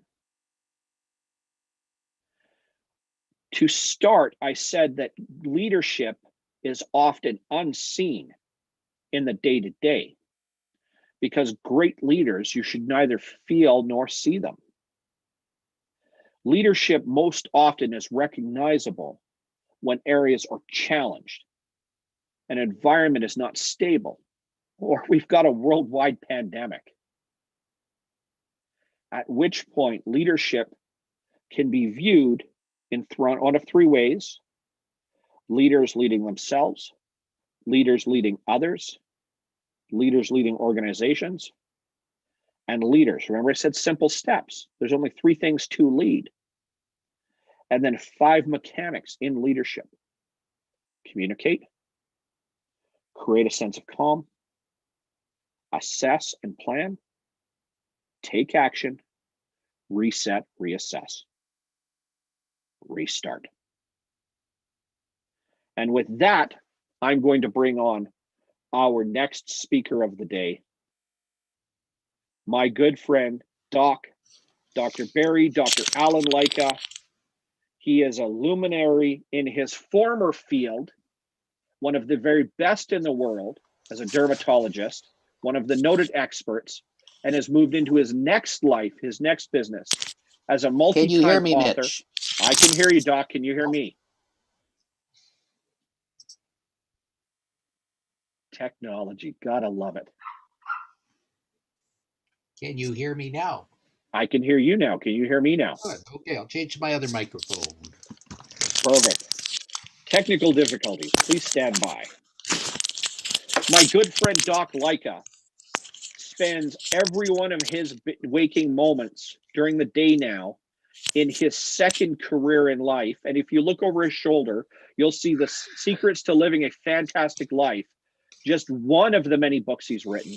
And he helps people magnify, realize, and of course, embrace living a fantastic life. Doc, my good friend, it is always a pleasure to see you. Thank you for joining us today on Saturday, November 28th. And brother, the floor is yours. Thank you very much, Mitch. It really is a pleasure to be here. Lois, thanks for being here today. It's nice to see your fine, smiling face on a Saturday. Is anybody else listening right now? I'm going to get you to turn on your camera shortly if you are. Ben, if you're there. Don, if you're there. Matt, Natasha, Epic Experiences. If not, then I'm talking to Lois alone, which is always a privilege. Great. Anyhow, yes. This is getting to be the end of the year, and I've been following you on WhatsApp, Lois, and it looks like you're doing some amazing good things, and I've got to commend you for that. It's been a very trying year. 2020 is a year that many people would like to erase from their memory banks and say, hey, that's enough already. Let's get on to 2021. But right now, the steps you take in 2020 are going to greatly impact 2021. We've got a month away, and it really is important to get those steps in order. So what does that mean? Well, I'm going to talk a little bit about resilience, and I'm going to give everybody a bit of a chance to know a little bit about resilience. Now, the word resilience is a bit of a difficult one because it really comes from physics. And it's the ability of an elastic material, such as rubber, to absorb energy, such as a blow, and release that energy as it springs back to its original shape. You see, it was Newton that said for every action, there's an equal and opposite reaction. So resilience is one of the properties of a tissue that allows it to respond. And that recovery occurs as a phenomena that's anomalous to a person's ability to bounce back after being jarred. Certain men and women have a quality of resilience. And, it comes about in a very interesting psychological study. The study was this. The psychologists studied three groups of people. One is they let a loud alarm go off. And when that alarm went off, they were able to shut off the alarm. So they had a response. And they did the same thing, but they gave that another group no ability to set off the alarm. So they just had to listen to the alarm. So there was a bit of learned helplessness. And the third group had both the ability to turn it off, but they weren't told the ability to turn it off. So the next day, they're given the alarm again. Which groups do you think were able to respond, Lois? Do you have any idea? Group 1, where they were given the ability to shut off the alarm. Group 2, where they were giving no ability. Or Group 3, where they had the ability to shut off, but were not told that it could shut it off. What do you think it was? Group 1, 2, or 3? And what is the question? Which group did what? Which group was able to respond? Which group was able to show resilience? Which group, when they were shown the alarm the second time, was able to do something about it? thinking all three, depending on the people in the groups. Yeah, actually, it was group one. The group that actually could shut off the alarm was shown that they could do something. So this is the thing about 2020. We were given a very loud alarm, a pandemic that just blew up on our doorstep, and we had no ability to respond. However, over the next 6 months, we learned there was an ability to respond. We learned that there were things we could do. And the tools that we were given at the very beginning of this pandemic are allowing us to come out of the pandemic now. Now, I don't know, Lois, if you think this pandemic is something new to us, but since the great depression of 1933, 1929, we had the Roaring Twenties, and then we had one of the biggest depressions that went on, where 33% of the population became unemployed. There have been 17 times where the world has reset. And each of those times, people had the ability to respond. So 17 times since the Great Recession of 1933 have we been able to respond and been able to get ahead from those times. So I just want to tell you, oh, is my video on? I think my video's on. Yes, my video's on. Okay. So the Great Recession has shown us that people can respond. The Great Recession of people can respond. And every one of these times that I've been involved, I've seen people go through the same thing. Every time CNN has been telling us the world's going to end tomorrow, every day on ITV, Global, CFRN, the world's going to end tomorrow. Every time we've been given more restrictions going on, the world's going to end tomorrow. Change is inevitable. Change goes on all the time. Change is what happens. But even failure happens, and each of us failed to a certain degree, but it's up to us to decide whether we're failures. It's up to us to decide whether we're going to go forward or go back. And every time I've written a book, each one of my books has been a challenge. I've had to get the message out of it. I started with one book back in about 2003. It became a bestseller. I now have 17 books in the medical community and 3 books in the non-medical community. It was interesting that each of those 3 books that I wrote became bestsellers. In the pandemic of 2020, people told me that's impossible. Why would anybody buy a book in the pandemic? Why would anybody even attempt to buy a book? And my answer to that is simple. Books are something people read. Books read for motivation. And this is a time when more and more people needed to be motivated than ever before. Lois, I think you wrote a book too, did you not? Or you have a book in the works? No? Okay. Everybody has a book inside of them. Dawn, have you written a book? I haven't written one, but I sort of helped modify an ebook on helping business. So I think it's my lead in to pulling that full book out of myself at some point. Well, that's good. You see, a book is just a means of communication. And that's what it takes a lot to write a book. I mean, a book can take hours and hours and days to write. But if you can write 10 pages and sit down and write it 10 times, and then write 5 more times, you have 150 pages. So everybody can write a book on a topic they want. And I don't care how many podcasts you do. I don't care how many movies you do. I don't care how many Zoom casts you do. Nothing gives you more panache than writing a book. A book really sinks you as a celebrity in an area. And so I would encourage everybody to spend 30 minutes a day writing and write it down. First thing, write what I call an abstract, a table of contents. You know, the first chapter is always what you're going to talk about. That's pretty easy to write 10 pages about what you're going to talk about. The second chapter is drawing everybody in, and the last chapter is a summary. So right at the start, you already have 3 chapters written. And so that's the easy part. You know, most people want a little bit of research. So go to your library and find out what other people have written on a topic. Pretty simple to do. And so all these things are great to do. I encourage people to write a real book, not just an ebook. I think ebooks sit on your computer and don't do anything.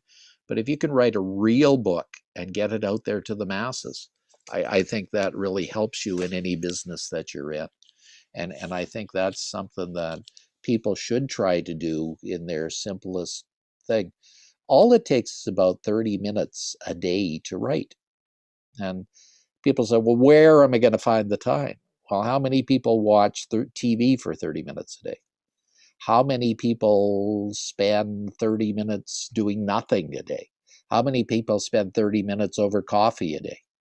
I think the answer is everybody. And I think that's something that you should use to your advantage.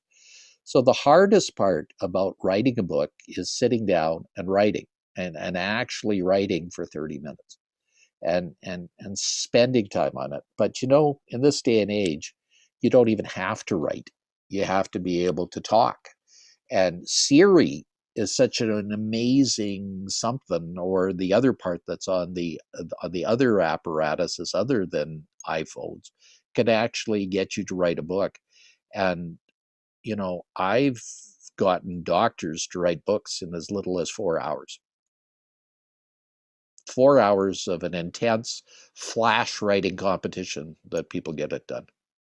So really, it's not as difficult as it seems. It's a motivation and something. Don, what business are you in? I'm a business coach. Okay, good, good. Uh, and you're probably successful at that. Have you helped businesses become successful at what they're doing?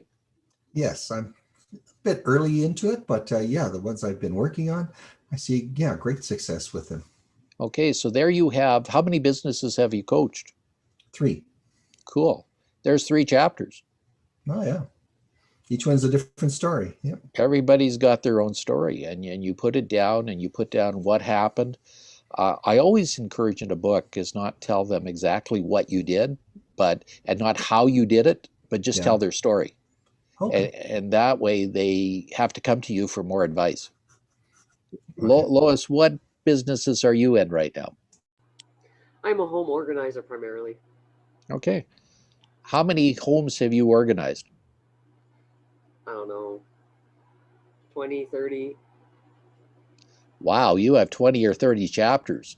There's a Because couple every people one of those people have their own stories, and Yeah. everyone has their own problems, and every one of them has their difficulty in organizing their homes.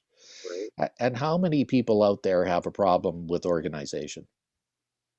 I'm not sure what the percentage is. What I do is definitely very needed out there. Yeah. Yeah.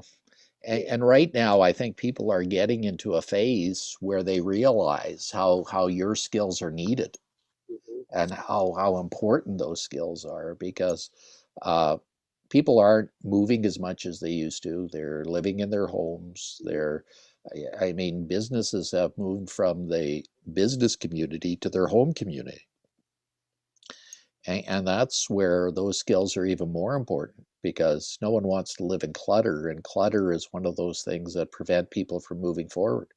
That's right. So I think those are 2 essential skills, and I think there's something that needs to go on with that. You know, the difficulty I think in all this is that, you know, is what's going on in people's heads right now. And people's heads are in a very dark place. You know, my story is that back in 2003, I was misdiagnosed as having ALS, Lou Gehrig's disease, and told that I had 6 months to live. You know, so my story is one that's rather unique, but you know, despite that diagnosis, I was able to maintain my status as a top cosmetic surgeon for over 30 years. And it was something that I pulled myself off the tarmac and got there. So what drove me to that? I've always asked that question, but I think it's an integral part of my personality. I thought, yes, I could have ALS and I could be dead, but what if they're wrong? What if they're wrong? Okay. And I wasn't going to waste 6 months of my life if that's what I had to live. So I went through all the phases that a person goes through in a grief reaction. Everybody's going through that phase right now. Anger. Anger is one of the primary things that people go through when they're told a bad diagnosis or a bad thing in life. So how many people out there are in an angry phase right now? How many people are out there being angry? You're probably not, Lois. Don, you're probably not. But how many people do you see really boiling over with anger? I mean, how many protests do you see on TV about people not wanting to wear a mask? I think I see a lot more fear than I see anger. Well, and fear is part of it too, and definitely fear, but there's about 50% of the population that's responding with anger. Anytime you're imposing something on them, they're just angry as hell. And this goes on when you go to the grocery store, when people are being told to wear a mask and they're refusing. It's going on when people are being told they can't go to their restaurants, and it's something that I see on a daily basis out there, and it's something that is very much, that's hard to get over. Fear, denial. There's no COVID virus going on. It doesn't exist. It really is something that's a figment of people's imagination. It's made up. It's fake news. How many times do you see that in the world? I mean, in the political campaign in the United States, even the president denied that the virus was until he got it himself. Scary, but I think people have to realize that there is a virus out there and it needs to go on. Anger, denial, bargaining. Oh God, please don't let this happen. I'll do anything if you don't let this happen. I don't want this to happen, please. And then there's depression. How many times people are depressed with all this and not doing anything because it doesn't matter. That's another human reaction that goes on. But the clearest way to overcome any of this is action.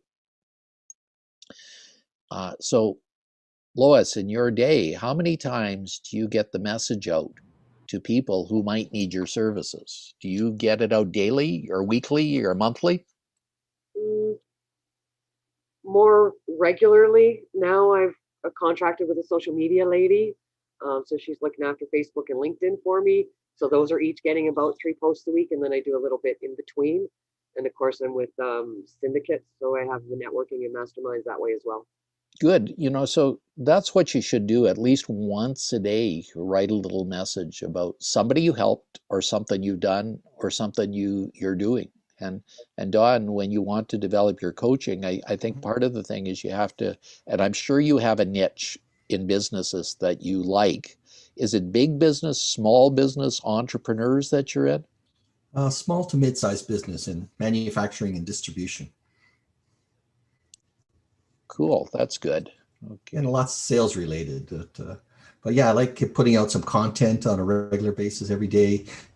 Here's some different business tips, and I think you have to give a lot first, and then maybe people show some interest in you.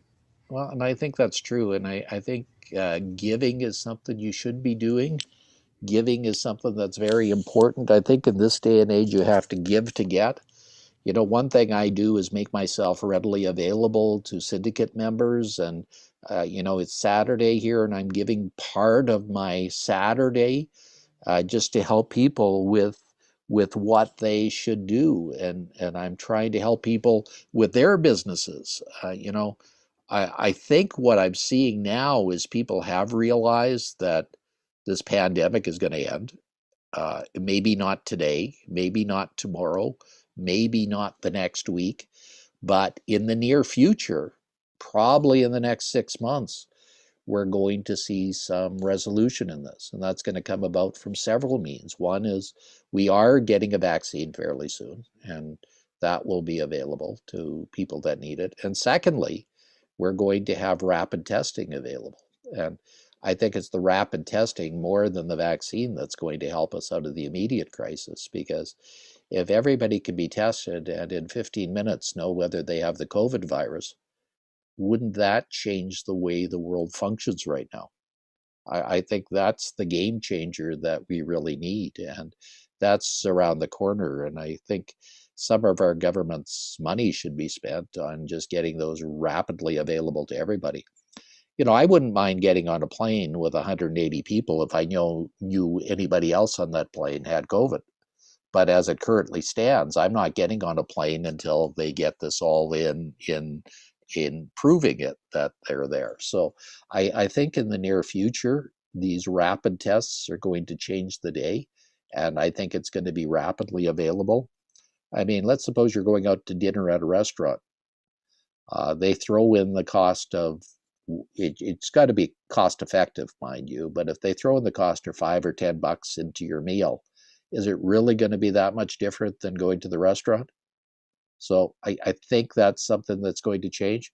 Many of my friends in the United States have these all available in their doctor's offices. So everybody who comes into the doctor's office is being pre-tested. So I think that's the game changer we need. I think it needs to be rapidly produced and rapidly available. And I suspect those being implemented by the second quarter of next year.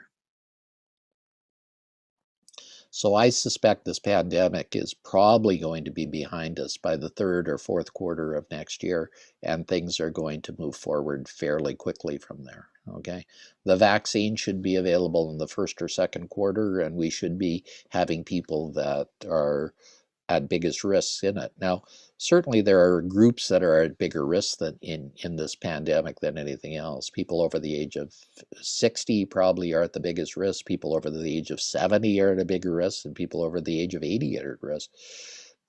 Although young people are affected, they don't get very sick with this virus. So it's not much more than a common cold for them. So it's something that has to be realized, and certainly we have to move forward with those sorts of things going on, and not all people are equal in this. So I think we're seeing the end of this virus very soon, and I think things are going to happen. So what do I emphasize? How do you develop resilience? Well, I think one of the biggest things you can do is read. I think libraries are one of the most important thing people should develop and have those.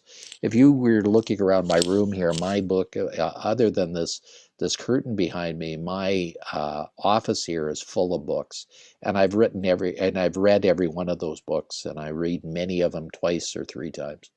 So instead of watching Netflix for 3 hours a day, I'd encourage you to read 1 or 2 hours a day and really develop that. My favorite thing is to read biographies and autobiographies, because, you know, although we're going through this right now, many of people have gone through these things over and over and over again. So if you can develop and learn from their resiliency skills, you can really get ahead in this pandemic and learn some of the things that they did to get forward.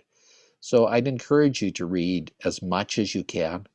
Secondly, is I'd like you to join a group like this group Syndicate and participate in it, because I think participation in it will help you get to another level as well. And I think these one-on-one exercises that Syndicate really offers are very important. And if any of you would like a one-on-one with me, I probably have some time next week or the week after. Certainly take me up on that, and we'll talk about how we can work together to make your business a bit better. Thirdly, what you need to do is you need to volunteer and pay it forward. Because I think paying it forward is one of those skills that you should always do. And by that I mean volunteering. You know, there's so many organizations out there that have been hurt in this pandemic and need help. The food bank, for example, needs immense amount of people to help them at this current time, just getting things onto the shelves and helping redistribute. I think this is a time when everybody needs to do that. And lastly, it's paying it forward, doing something for somebody else that you wouldn't regularly do. I think the paying it forward aspect is something that gets something that's overmitted, and that helps us to become more grateful for what we have. Most of us have a roof over our heads. Most of us are not worried about where our next meal is coming from, and that is something that 50% of the world does not have right now. Did you know that over 70% of the world does not have clean water and do not know how to get clean water? Can you picture that? We turn on our tap and we have water that's readily available. I'm a Rotarian. I believe firmly in what the Rotary societies do, and I think that's a good group. If people do not belong to a Rotary group, I suggest you check it out, because they're even available on Zoom meetings right now, and they're available around the world. I've spoken at Rotary meetings in all the way from Thailand to almost every city in the United States to most cities in Canada, and they are really a great group of people trying to make the world a better place. And one of their goals is to wipe polio off the face of the earth. Polio has affected almost every country in the world, and the vaccination process started in the 1950s. There are still 2 countries in the world that have polio: Afghanistan and Pakistan. Last year, it ended in Africa, believe it or not, but we still have 2 countries with polio. So once we get the vaccine for COVID, how long do you think it's going to take to get it around to all the communities of the world? 1950 to now is 70 years. I suspect it's going to take equally as long for the COVID virus to get around, the vaccine to get around, and I suspect it's going to take at least 70 years to get it to a state where it's like the polio virus is now. So in reality, it's going to help, especially in first world nations, but second and third world nations, it's truly going to take a long time to get this world in a better place. So with that, I'd like to encourage people to realize that resilience is a physical property that everybody has. You have it built in you to be resilient. You have it naturally as a physical property built in you. What you have to do is develop your mental resilience as much as your physical resilience. And I also encourage everybody to exercise at least 3 to 5 times a week with some visible physical exercise. You don't have to go to a gym to do that. You can do it in your own home. It's something that if you exercise for 5 to 10 minutes a day, your body will be in a better physical state to overcome disease, to overcome diabetes, to overcome everything. And I think everybody needs to do that. I think the couch potato aspect of this virus has gotten a little bit much, and I think people need to overcome that. I know Mitch has bitten the bullet on that and done some real good stuff and really overcome some of the early parts of the weight gain in the early parts of the pandemic. The average person gained about 30 to 50 pounds in this pandemic, believe it or not. Wow, that's a lot. And I hope everybody can refrain from that sort of activity and just move on. I think there's a lot we can do. I think there's a lot we can do every day. And all you have to do is spend 5 or 10 minutes to do that. So with that, I'm going to turn the floor back to Mitch. Doc, as always, thank you very much for being able to join us and coming in and sharing some of your insight, wisdom gained over years of just living, never mind running, organizing, and working with people, and now your direct profession, of course, helping people to be able to do this. Doc, thank you very much for joining us today. Always an absolute pleasure to have Doc Lyka with us. And with that, ladies and gentlemen, breathe. For a moment, breathe. We're going to go back and I'm going to reset the points that we talked about really quickly and add resilience in there as well, because that is, it's a skill.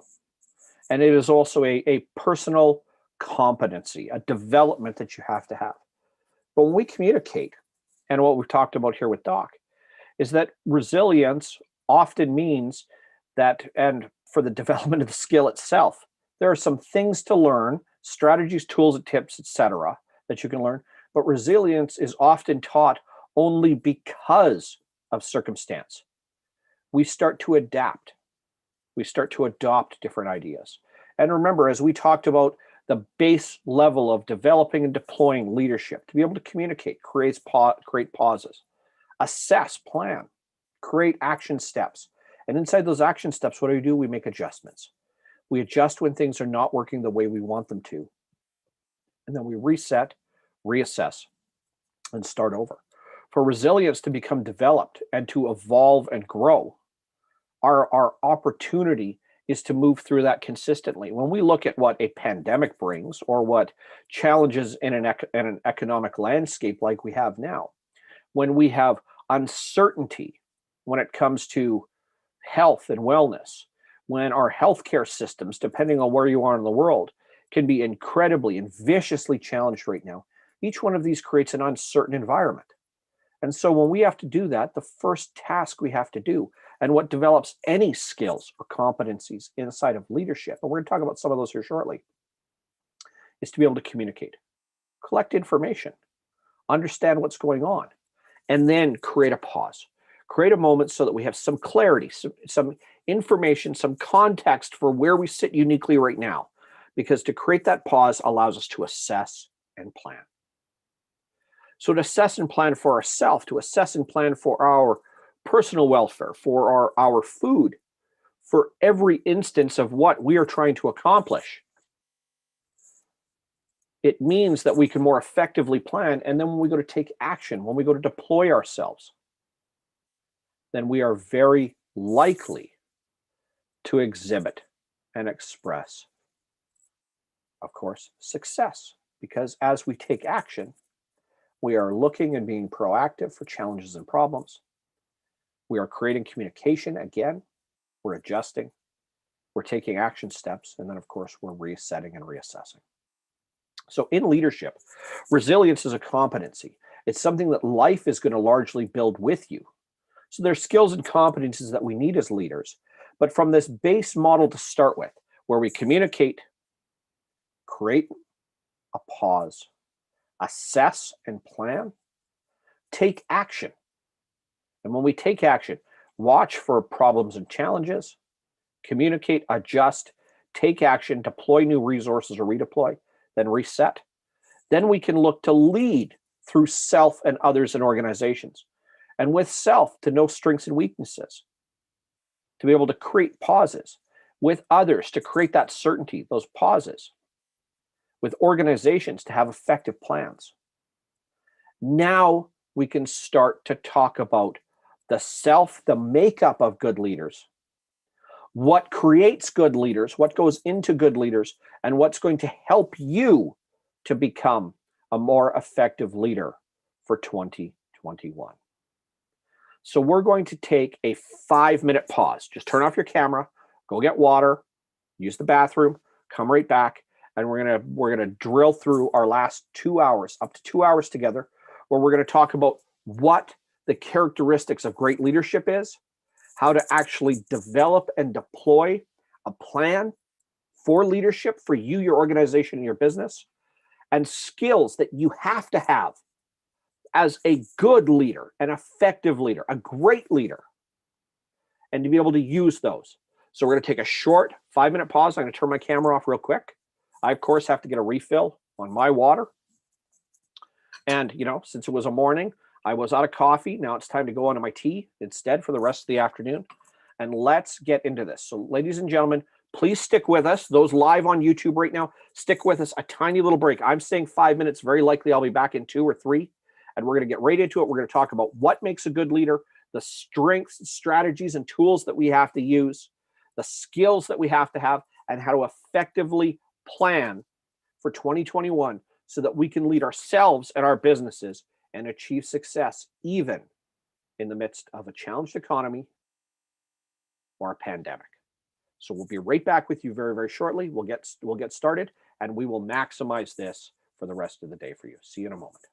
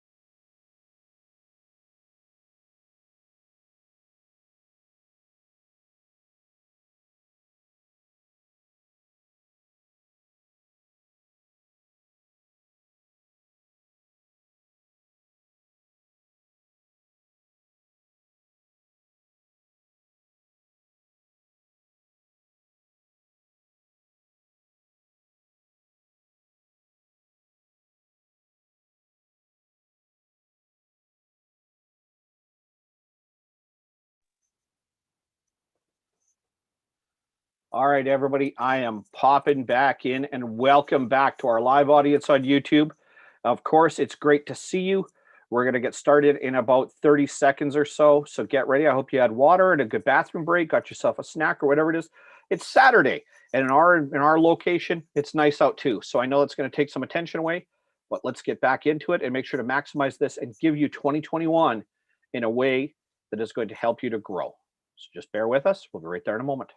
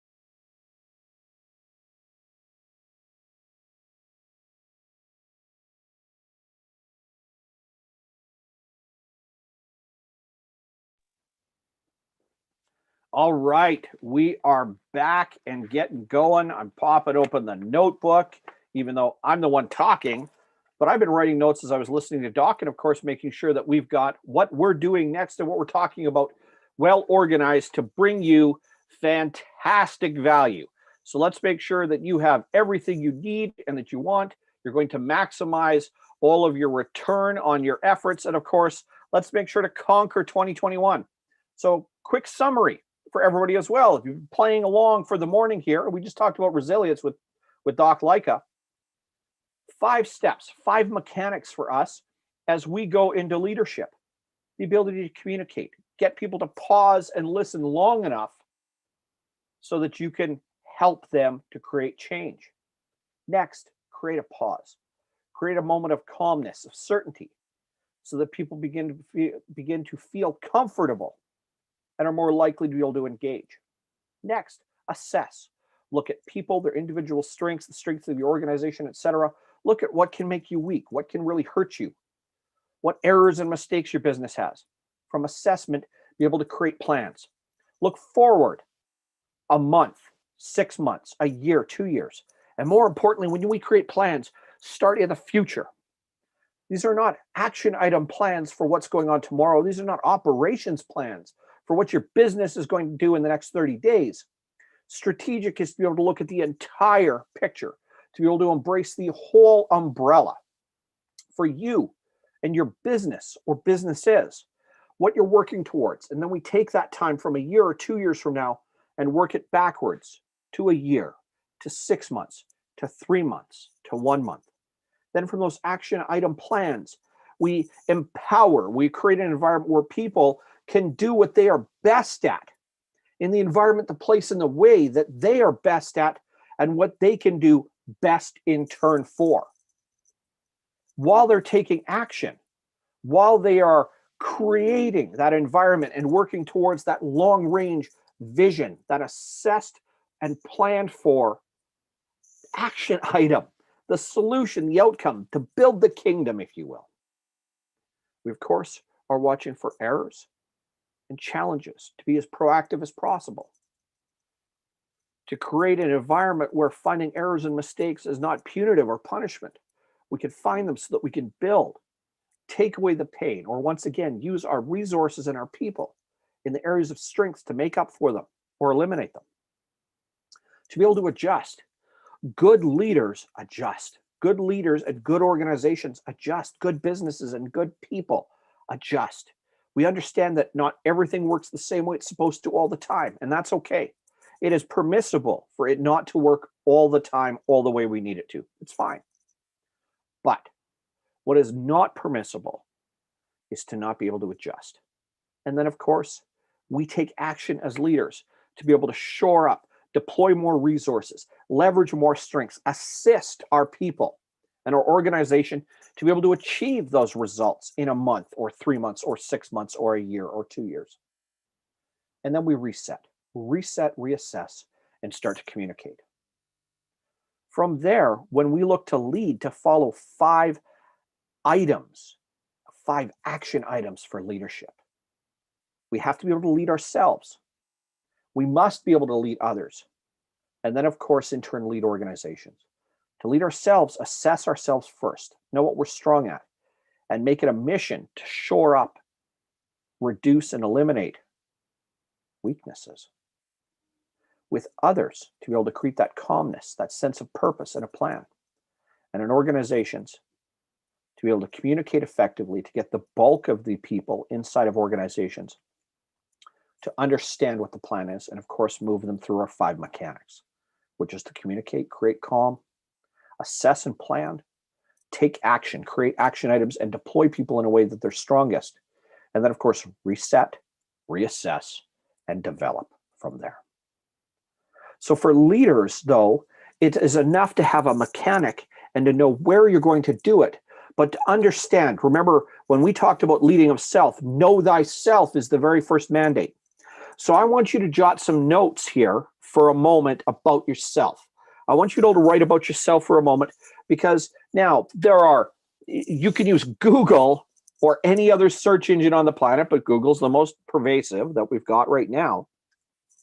to look up characteristics of leadership, or dynamics of leadership, or alignment of leadership, or leadership styles, et cetera, et cetera. But there are, if you want, 3 different or primary types of leaders, and then call it 3 different behaviors of leadership. So the 3 different types of leaders: visionary, coaching, and commanding. The 3 different styles. And again, I write notes as I do this all the time because, well, Mitch, you're the one that's talking about this, of course, right? And the 3 different styles: dominant, supportive, and facilitative.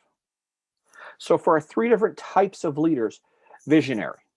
Visionary leaders are those where big picture, global perspectives, and the ability to paint that picture for others is the foremost personality trait or display of that leader themselves.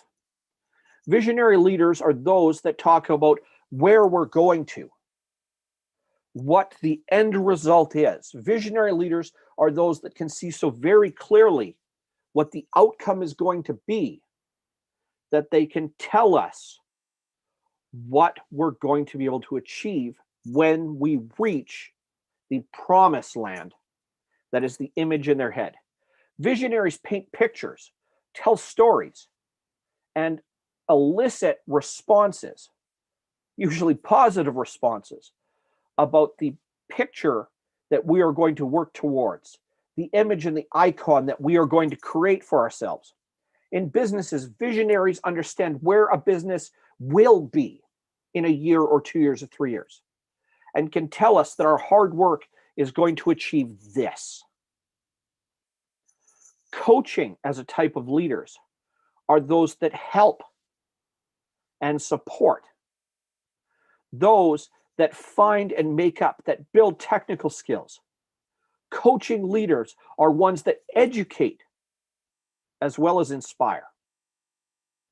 They train, handhold, and guide to outcomes and results.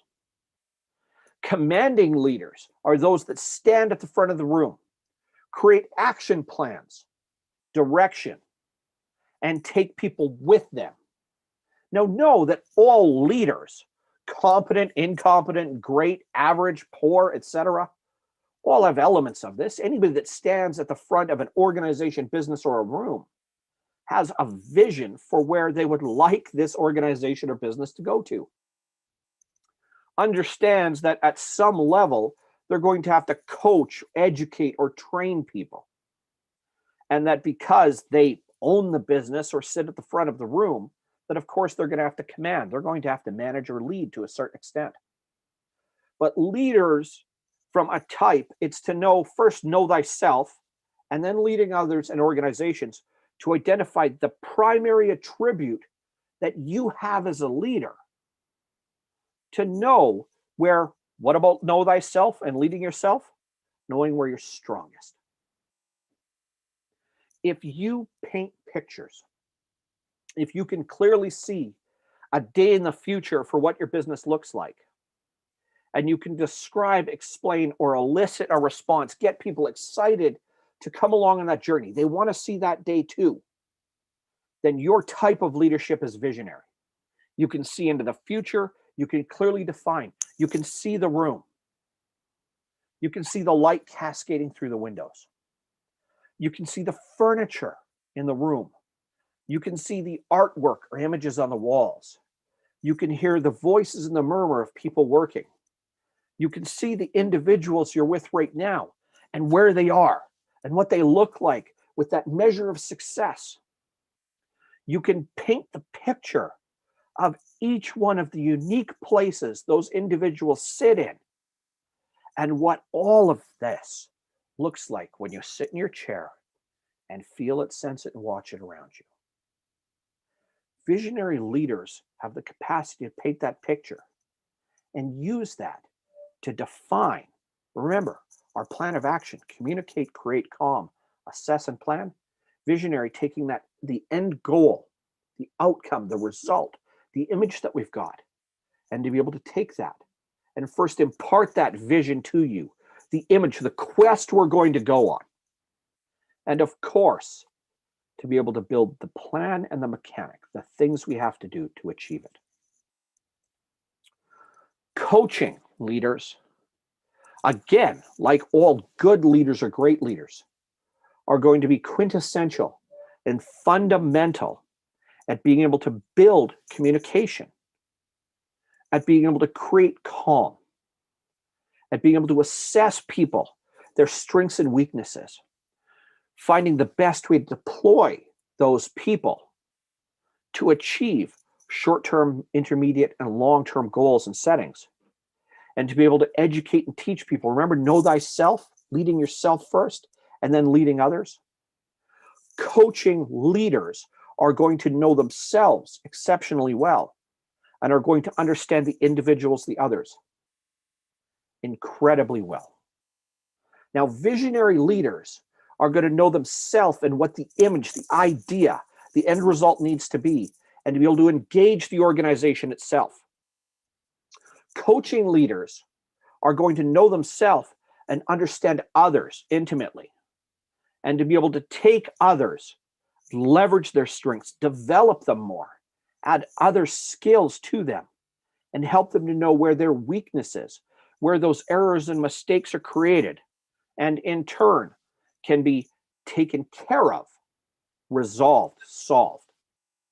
Coaching leaders are the ones to take themselves and others by the hand and move them through assessing and action plans, to walk them mechanically through days and weeks and months as you work towards the achievement of the year or 2 years or 3 years in the future, to be able to most readily assess and of course go through, and with coaching leaders, to be able to make adjustments and communicate effectively.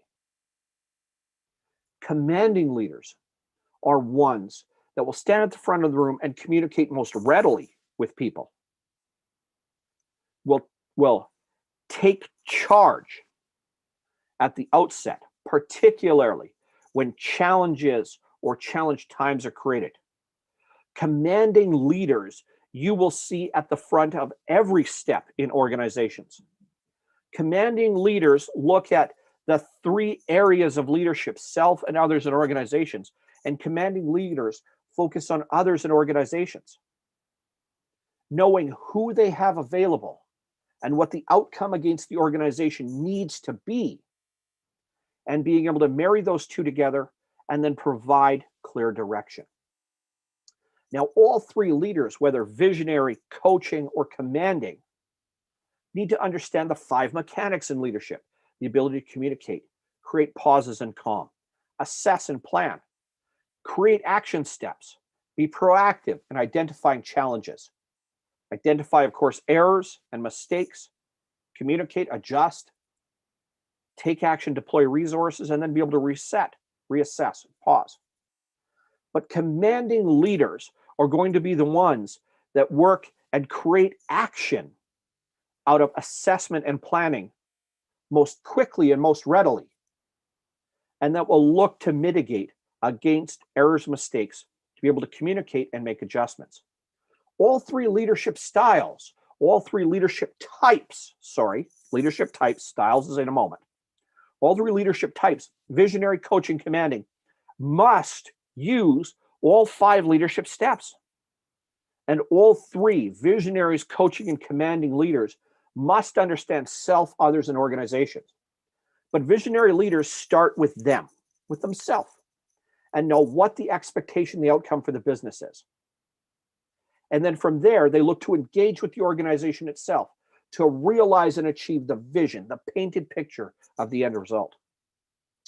Coaching, look at self and others, understand the individual and the components that make them up, understand the strengths and weaknesses, how to deploy, and then work with people to build and develop towards end results.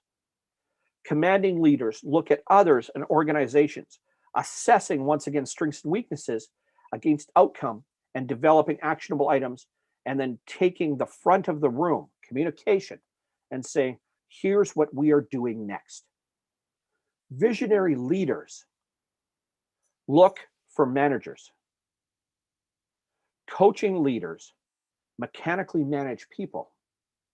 Commanding people stand at the front of the room. All three elements have to be displayed. And in fact, regardless of your base type as a leader, primarily, you're not that person all the time. It's no different than behavior. We all make adjustments with different people in different organizations. But identifying whether from a visionary standpoint, you first start with what the image is in your head and what the outcome for the organization is, and push to drive, then your primary type of leadership is visionary. If you look to assess self and others and work with people day in and day out, assess, plan, take action, find errors and mistakes, create an environment where you can capture our challenges and problems ahead of time, make sure that people continue to work from their strongest areas and shore up those areas where they may be weakest, then your primary type of leadership is coaching. And if responses under pressure include walking to the front of the room first and being the first person to talk, being the first person to create and assess, being the first person to take action, and being the first person to direct on adjustment, and you look at other people and the organization and the way to marry them together to achieve outcomes and results, the long-range planning, then your primary type of leadership is commanding. From there, we have different styles of leadership. Call it behavior, the outward manifestation of the way the type of leader we are is. We have dominant, we have supportive, and we have facilitative. Dominant,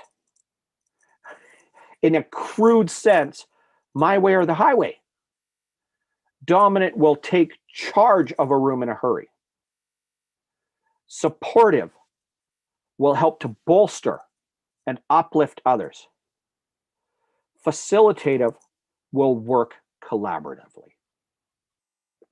Now, the style of leader, of course, listening and thinking for yourself, yes, in many respects corresponds more naturally to a certain type of leader.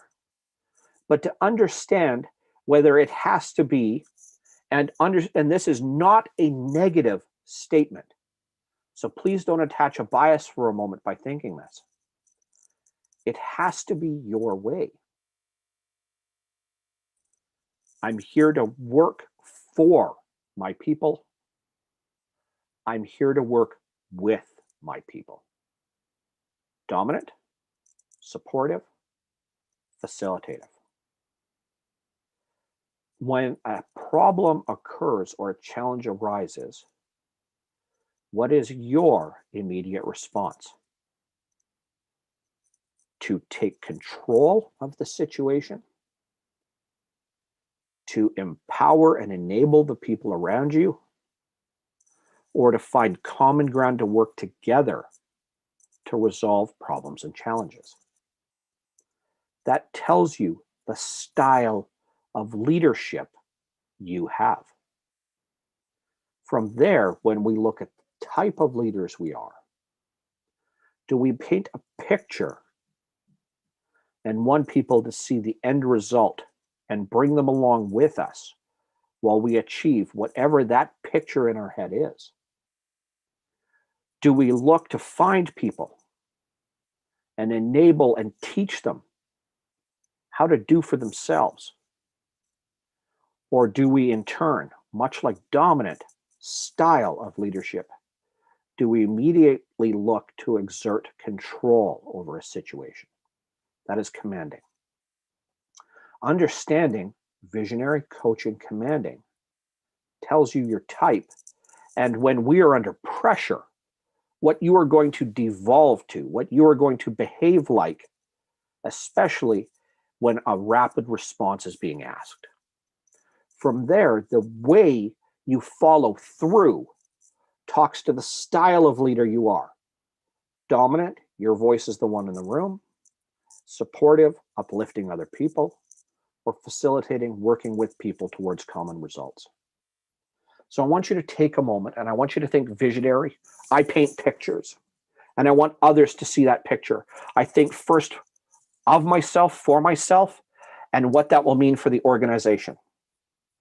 Or next, I think of myself and others and how to empower them, how to make or maximize the best out of them. Third, do I think of the others in the organization and how to make them work together, fit together to achieve our common or shared outcomes and results? The first is visionary, self to organization. The second is coaching, self and others. The third is commanding, others and organizations. I want you to think for about the next 30 seconds to a minute, jot a note, and honestly assess. Remember, assessment and plan. Do you think of yourself and others first? Do you think of self and organization first? Or do you think of others and organization first? If you think of self and organization first, then your primary type is visionary. If you think of self and others first, how to get the people to do the best job, then your primary type of leadership is coaching. And if your first thought is how do I get others and the whole organization to achieve the result, then your primary type of leadership is commanding.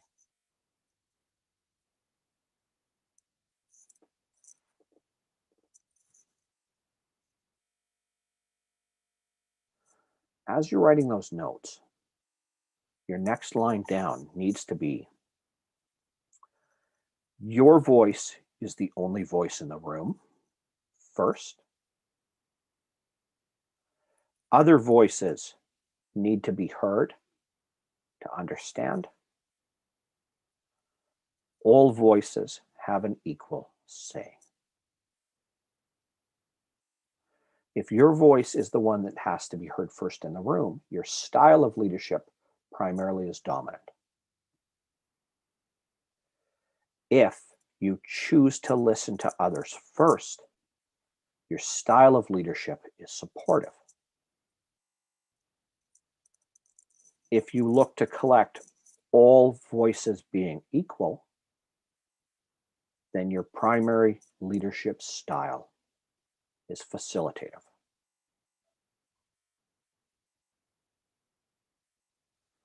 As you write these notes, and you can label yourself, I am a visionary, supportive leader. I am a coaching, dominant leader. I am a commanding, facilitative leader. I am a visionary, facilitative leader. I'm a commanding, dominant leader. I am a coaching, supportive leader. You should be able to write at the top of a page or where you're writing notes right now, which one of these two primarily you are. When we discuss leading of self, and we equate that to know thyself, the first adage in leading yourself, knowing who you are under pressure is going to save you, and there's no gentle way to put this, a lot of heartache. When we embrace from know thyself who we are at our core or our essence to start with, it means the decisions we make for our organization or for others is leveraging where we are strongest. Mitch is a coaching dominant leader.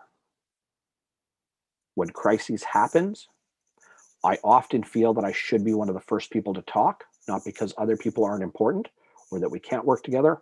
I often feel that I need to be the first person to talk. So my style is dominant. And I'm a business coach. My primary job is to work with people, self and others, to engage and grow, to assess strengths and weaknesses, to build. Knowing your type, visionary, self-first, organization other, paint a picture, share the picture, organization work towards it. Coaching, know self and others, strengths and weaknesses, enable and grow people. Commanding, others and organization, marrying the people in the organization together to achieve outcomes and results. Style, dominant. When crises or incidents happen, your voice needs to be the first one in the room. Supportive, letting others go first. Facilitative, all voices have an equal say.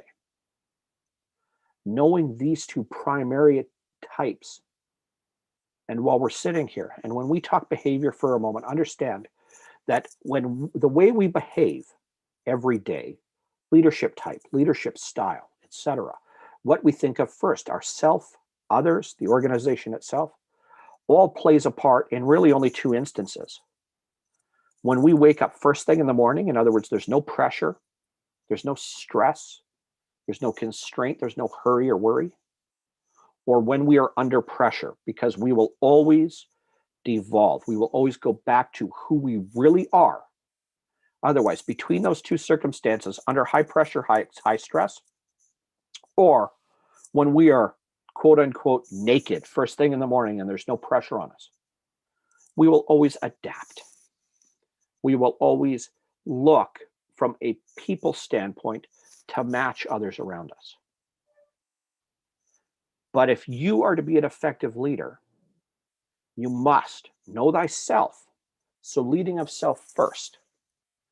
Know when I lead self and then lead others and then lead organizations, I am a visionary or a coaching or a commanding leader. I look visionary from self first to organization, and I paint pictures. From a coaching, I look to self and others to understand strengths and weaknesses and how to maximize, grow, and leverage. From a commanding type, I look at others in the organization, the way to marry them together to achieve results. From a style, my voice must be the first one heard in the room, and then others can go. I allow others to talk first, and I use that language for a very specific reason. It is common to be able to think of the moment something happens, happy, sad, terrifying, elation, fear-inducing, anger-inducing. What is our first response? Do we have to talk out loud? Do we wait for others to talk? Or do we look to collaborate? That tells us our style of leader, whether we're dominant or supportive or facilitative. Now that we know that, to affect change for our organization inside of 2020, what's left of it, and into 2021, means that when we look at self, others, and organization, and when we deploy to communicate first with people, remember, getting as many voices as possible to stop and listen, to create a pause, a sense of calm, get the waters to go still, to assess and plan effectively, to start the action process, and then, of course, to reset, reassess. We will always do so in our own heads, first from ourselves, and whether we are visionary, coaching, commanding, or whether we are dominant, supportive, or facilitative. Now, some of those styles and types do not feel that they can go together very well.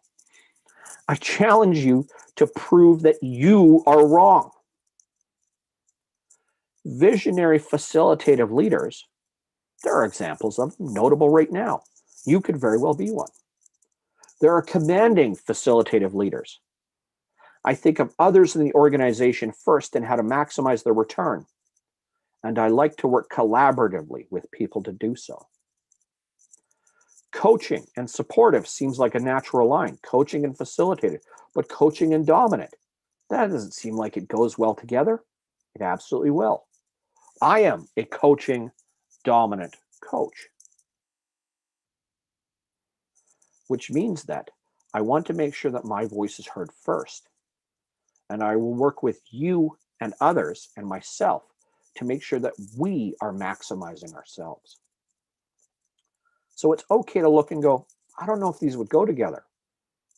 How many people do you know in life that fall exactly into the pigeonhole that we all expect out of them? Oh, technical difficulties. Please stand by. So for us, know thyself.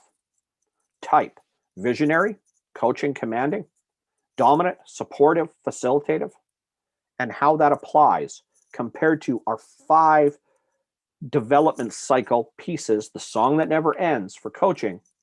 And then, of course, in relation to coaching, leading, managing self, others, and organizations.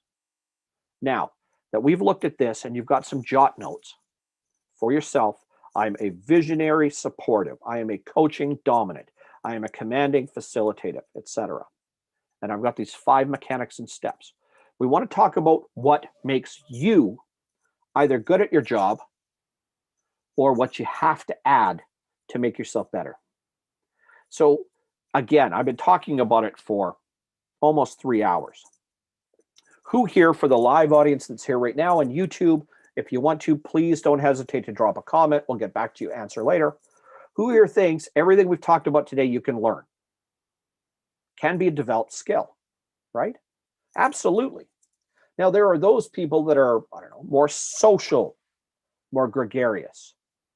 Perfect. Natasha, thanks for chiming in. There are those that are more comfortable, more readily and easily comfortable amongst other people. Those people that develop resilience and communication tools and styles so that it doesn't feel so offensive or it doesn't bother them when people disagree.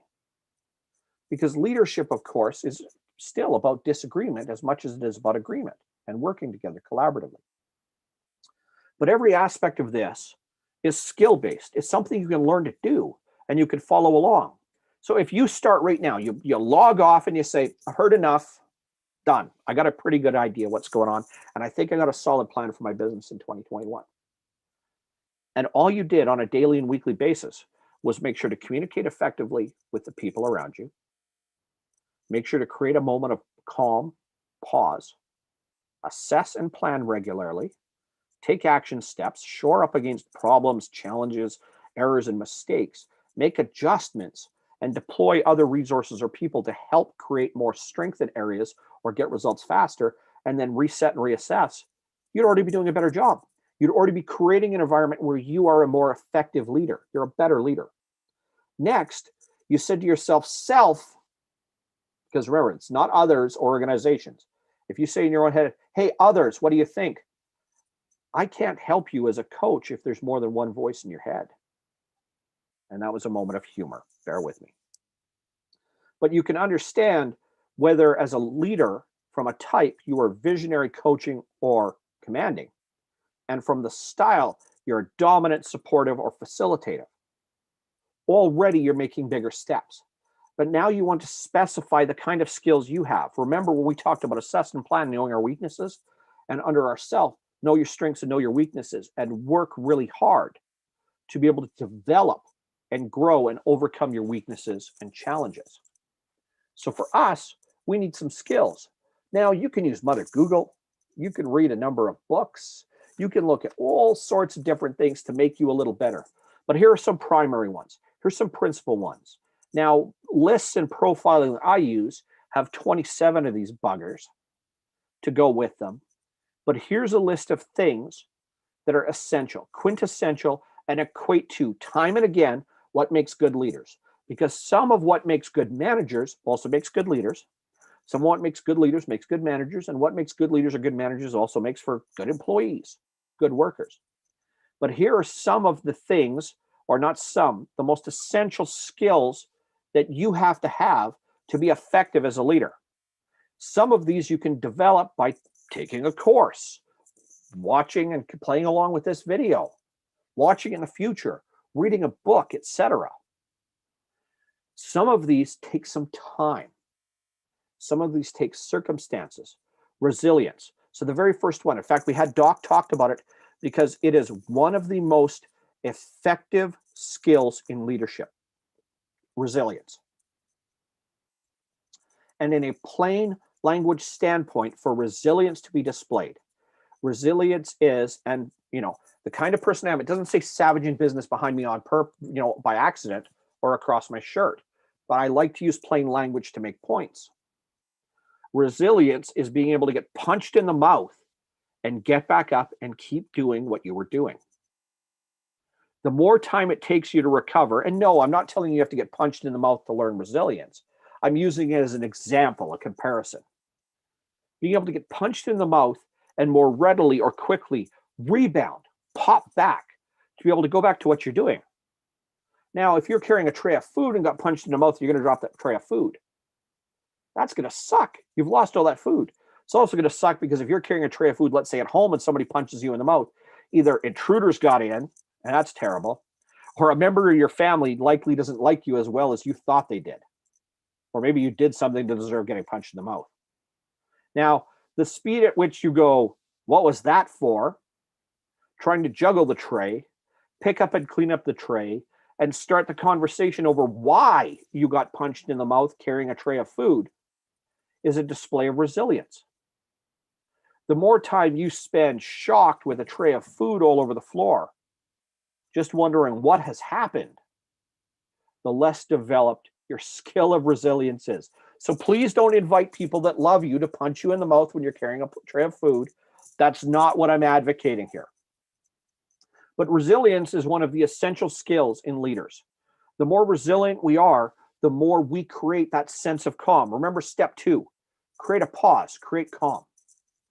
And when challenges display themselves, resilience shows up because the moment a challenge or problem occurs, remember we try and be proactive with problems and challenges, or when errors and mistakes are created or found, that we go, well, isn't that interesting? Okay, let's communicate, let's plan, let's adjust, let's rebuild it, and let's move on. This is where resilience as a skill is displayed. Now, there are options, opportunities, courses, books, etc., that can help build resilience. So I'm not going to entertain a notion of giving you a list of exactly what you should do. I'm going to tell you, you need to display resilience and you have to learn. Now, remember, we talked about this a moment ago when it came to type and style.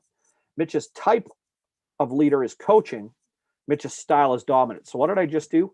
If you don't think that resilience is really good, and I don't think resilience is really good, I'm going to challenge you to find a way to make it better. And if you can't, then I will help.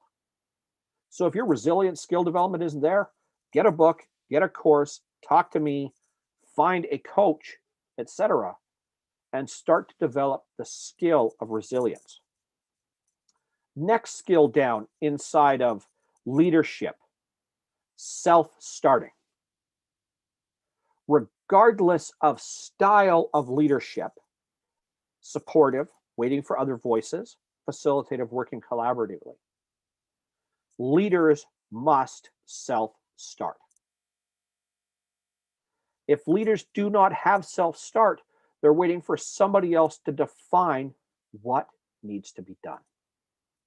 Remember, when we lead, we're always looking to be able to communicate, create pauses, and then assess and plan. Good leaders engage and use everybody around them, but based on type and style, we'll tell you how we're going to do that and where we look first. Again, visionaries look at self and organization, coaching look at self and others, and commanding look at others and organizations. But for every quintessential and effective or great leader, they're the first person to start. So self-starting is a developed skill. Now, self-starting has another skill that's attached to it. So self-starting can be waylaid by analysis paralysis. It really can. It can be set aside for those people that are more cautious, conscientious about information and details. Being able to quickly begin on something or decide what to do first can be waylaid. So a good third skill for leaders is going to be time management. So while we're here, and I mean, I'm writing while you're here, I've got all my notes in front of me as well, but I'm even writing because as I'm talking out loud, things in a way that I normally educate start to shift to make sense in a different language. Does that make sense? So I'm literally adjusting. Remember, part of our action item list is to adjust as we're taking action. I'm adjusting the way I'm going to deliver information as I'm delivering it right now, because suddenly something, even in my own head, and I've spent years doing this, makes better sense right now than it did before I said it. So I'm adjusting the way I'm presenting to you as I'm working through this. And hold on, I'm going to pop somebody in. See? Resilience, self-starting. right? Resilience, get punched in the mouth carrying a tray of food. Self-starting, picking what we do next. Time management, being able to organize ourselves better. So for us, where we have, and again, I'm going to write this order down right now, even though I've got it all here on one page. Resilience, self-starting, time management. So off of my list, there is time management, there's self-starting, and there's resilience. When we can effectively pick where we're going to begin and what to begin on first, essential skill for leaders to be able to take action.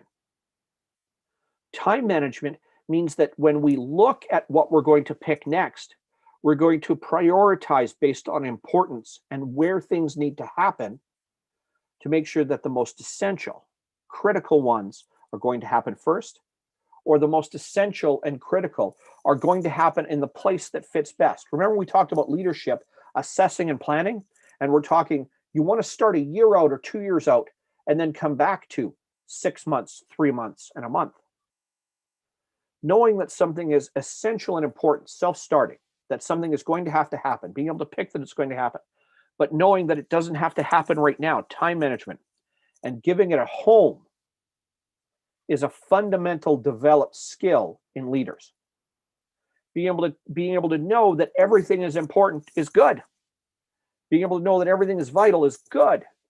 Not knowing that not everything has to happen right this moment is vital. And that is development of the skill of time management that we need to have. So again, resilience. I want you to think about it for a moment, these first 3 skills. And I want you to be able to identify something very important. Am I resilient? Yes or no? What do I think? I want you to jot some notes for a moment. Am I resilient? Do I think I'm resilient? How have I, know thyself first, how have I been managing the last 8 months of a pandemic? Am I stressed and worried all the time? Am I taking it out on other people? Do I have problems getting moving every day? Is it tough to figure out and navigate what I'm going to begin with in business? That's moving over to self-starting in a moment. Every time 2020 gives us another essential 2020 moment, do I look, assess from problems, challenges, look for errors and mistakes, and then make adjustments? Or do I have to pause and sit for a moment? Remember our comparison here. Did I get the tray of food knocked out of my hands because 2020's punched us in the mouth again? And now I'm more worried about the mess the tray made than being able to pick it up and keep going.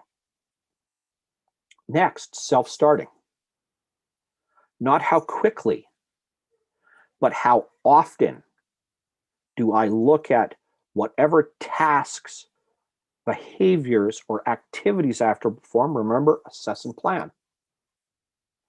And then create the ability for myself or create the list for myself so I can get moving. Do I have to wait for somebody else to tell me to start? Or can I pick right or wrong? Because right or wrong is a product for measurement later. To be able to pick what I'm going to act on next. From there, do I regularly take the activities, challenges? Do I take the assessment and planning? Do I take the action items, the proactivity that I need there, looking at errors and mistakes? Yes, in some cases being reactive. When errors and mistakes come up, being proactive with problems and challenges, making adjustments and re-leveraging strength or applying more energy and more strength to areas that are really effective for us. Then from there, am I able to organize them in a way that makes best sense? Can prioritize them. Remember, what should I be self-starting on first? And put them in their home, their place in time. Everything is important all the time, but everything is not necessarily needed now. Especially if, as an example, when we plan a year out, and right now for the next month, I have 3 critical tasks in business. And task 4, 5, and 6 are month 2's problem. Planning, assess, and action items. action lists, then it doesn't mean that they are a priority right now, which means my ability to manage and know that I can take those tasks, the most essential ones, and put them 30 days ahead. And know that even if it's just me and my organization or my business, 30-day ahead, Mitch has to be set up to succeed with them there. And at that moment, I'll be able to pause, assess and plan, take action, deploy resources from strength, and be able to make adjustments as things come up. Time management is an essential skill for effective leaders, good leaders, great leaders, knowing where it's most important for you to be at any time. Remember, inside of our action item list, we're going to go, look, we're going to look for proactively problems and challenges. From there, we're going to identify errors and mistakes, remove them from people, or help them to create an environment where they can do that. We're going to communicate effectively with those people all the time, others, and our organization. And then, of course, we're going to make adjustments. Time management is knowing that we need to be in certain spots at certain times. And when it comes to others and our organization, being able to put ourselves in a place where our time is not our slave driver, but where our time and where we're deployed, most importantly, self-start to those spots that are the most critical, most important. So those first three, I hope you have notes about them right now. And resilient, am I resilient or not? If not, what am I going to do? Self-starting, skill 2, to start to shore up that skill. Secondly, self-starting. Do I very readily and easily pick what I should do? Never mind what everybody else needs to do first. Do I start with myself and do I decide what has to happen?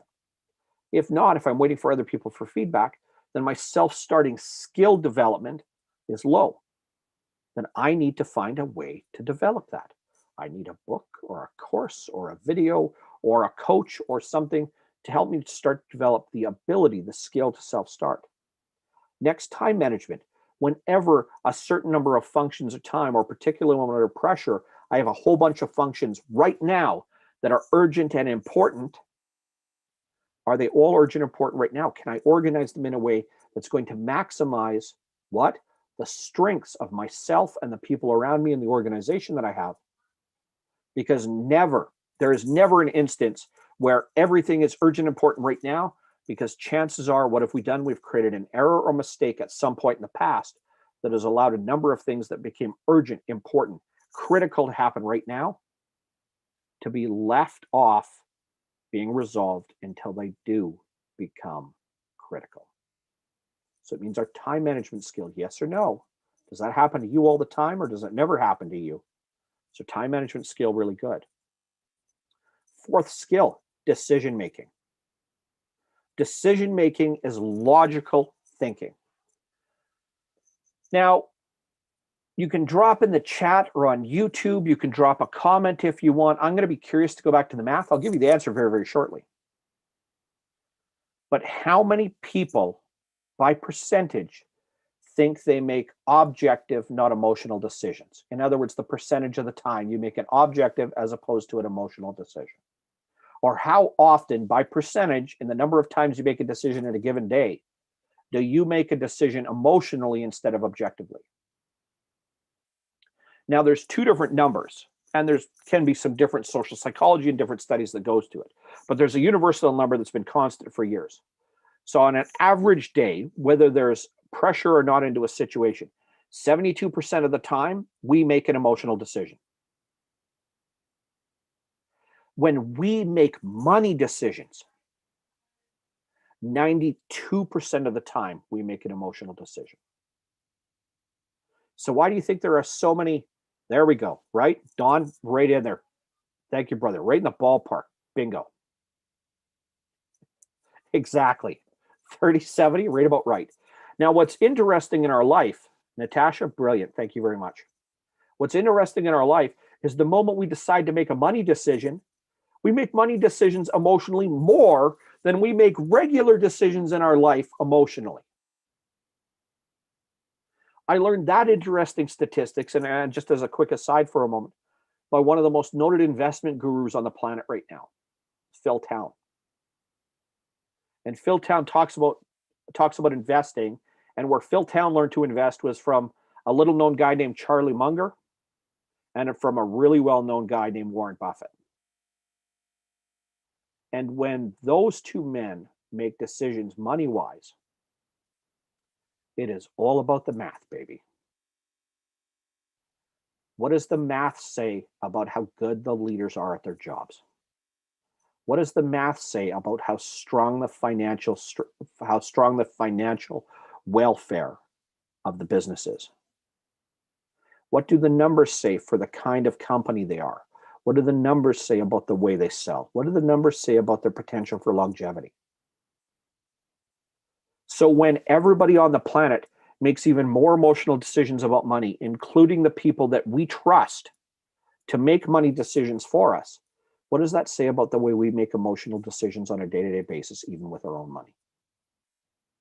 So for us, decision-making is a critical skill.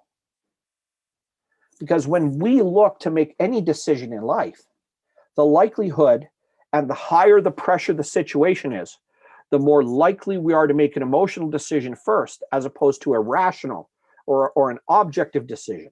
In other words, backed with some critical thinking or logic is going to come in.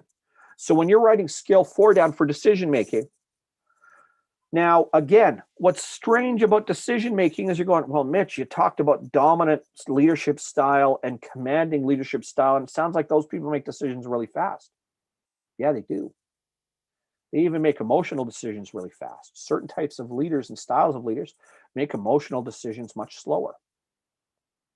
For us, when it comes to decision making is a critical skill, and decision making is a logical skill, meaning that we make objective decisions, not subjective decisions.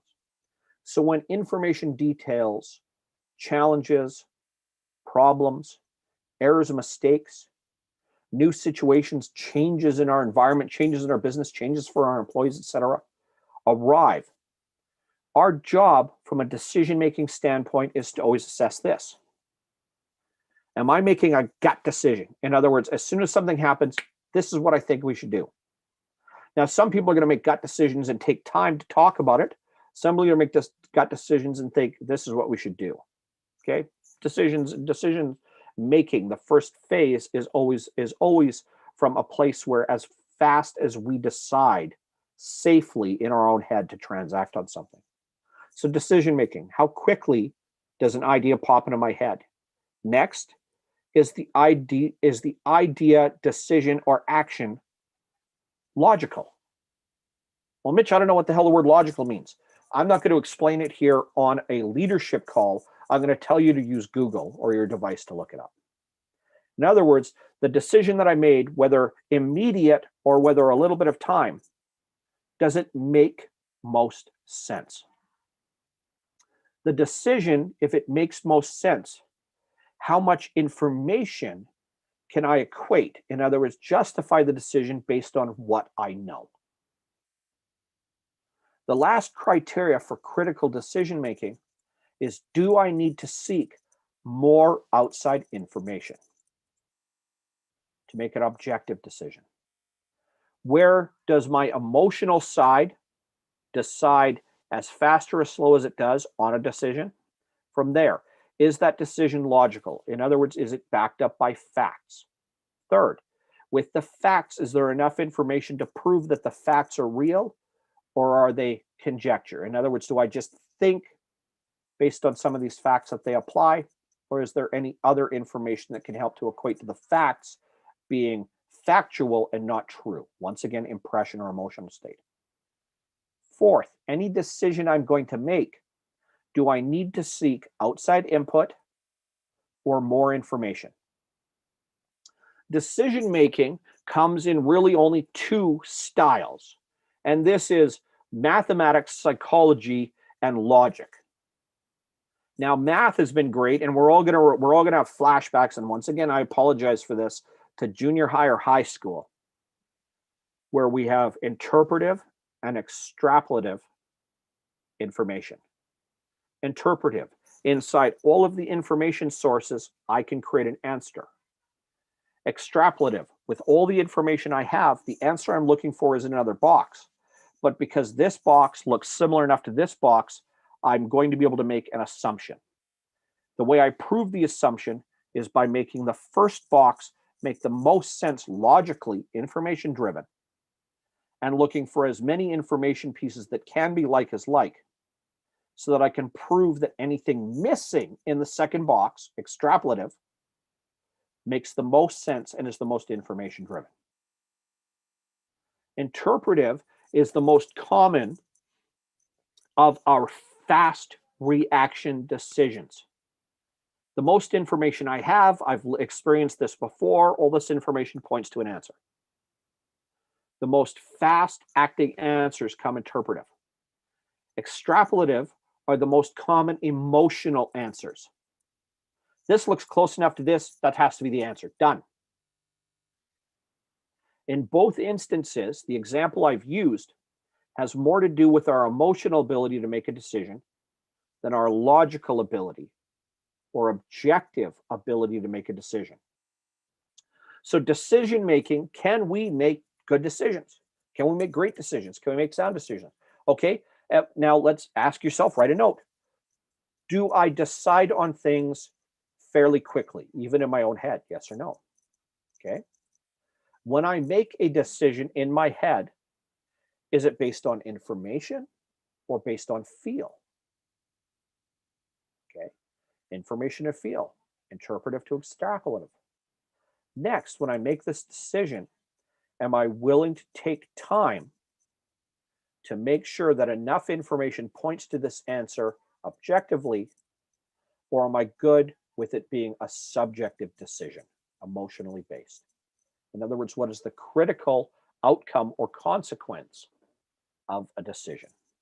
If the consequence or outcome, the potential to create errors and challenges, or create problems and challenges, or errors and mistakes that can be created by a decision being made, are low enough that we're okay with adjusting with them later on as leaders, or helping our people to adjust and create solutions later on, then our decision's been made. If it's not, or the criticalness, in other words, the severity of the consequence, if this decision fails, does it have a severe enough consequence? If this decision is made, is the outcome? Dawn, it's a pleasure to have you. Thank you for joining along. Is the criticality of the decision we're going to make, the consequence of it, or the reward for the outcome big enough that I can make that decision? From there, decision making. Yes, no. Do I make emotional decisions? Yes, no. Do I make reactive decisions, gut decisions quickly? Do I make decisions from inside information or outside information? And am I willing to collect enough information to prove whether my answer makes the most sense? Those 4 steps in mechanics and decision making is going to develop the skill of decision making and increase its likelihood of being effective for you as a leader. So decision making is a core component, and I'm just crossing stuff off and writing lists. Skill number 5, conflict resolution. When we as leaders work with other people at organizations, or we as leaders have to work just with other people, it is inevitable amongst people that conflict moments are going to arise. Differences in opinion, differences in decision making, differences in the way we prioritize time management. Remember the skills we've been talking about as leaders up until now? Differences in how well people start for themselves. Differences in how quickly people bounce back. Differences in expectation. All have the potential to create conflict. So conflict resolution is a developed skill. It's a communication skill. And in fact, conflict resolution is a sub-skill of a global one called communication. So conflict resolution and communication are skills 5 and 6 for leaders. Ask yourself, when conflict arises, in other words, when friction between yourself and another person or between other people in your organization, business, etc., shows up, what is your first response? What do you feel when something is conflicted and shows up? Next, when we talk about decision making, conflict resolution, do you make an emotional decision on who's right or wrong? Or do you make an objective decision on information to judge which side or opinion? I don't mean to take sides or opinions, but which side or opinion makes better sense? From there, for conflict resolution to work from a skill development standpoint, are you willing to invest time between yourself and another person or between other people to make sure that you can reach common ground first? And from there, as a leader, make a decision on what needs to be resolved and what method or what action going forward we're going to take. So conflict resolution is judging our ability, first of all, to accept that between ourselves and others or between other people, that there's going to be conflict from time to time. Next, being able to look at information to find common ground, and then being able to repair, rebuild, or develop collaboratively a method to work forward. From there, in leadership, making difficult decisions on what action to take next. And after that, in conflict resolution, much like in communication skill, being able to build bridges between people. So ask yourself, conflict resolution, do you pick sides right away, or do you wait for information? When you hear competing opinions, or when you have an opinion yourself and somebody else is competing with it, do you think that one person is more wrong than the other? After that, can you find common ground to get agreement on first?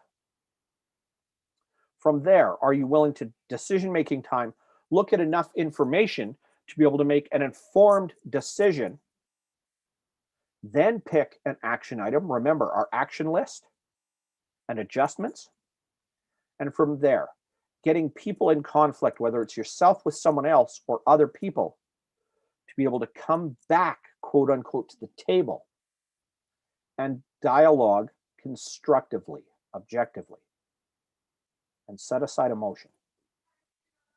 So skill 6, communication. First of all, in communication, it's about style.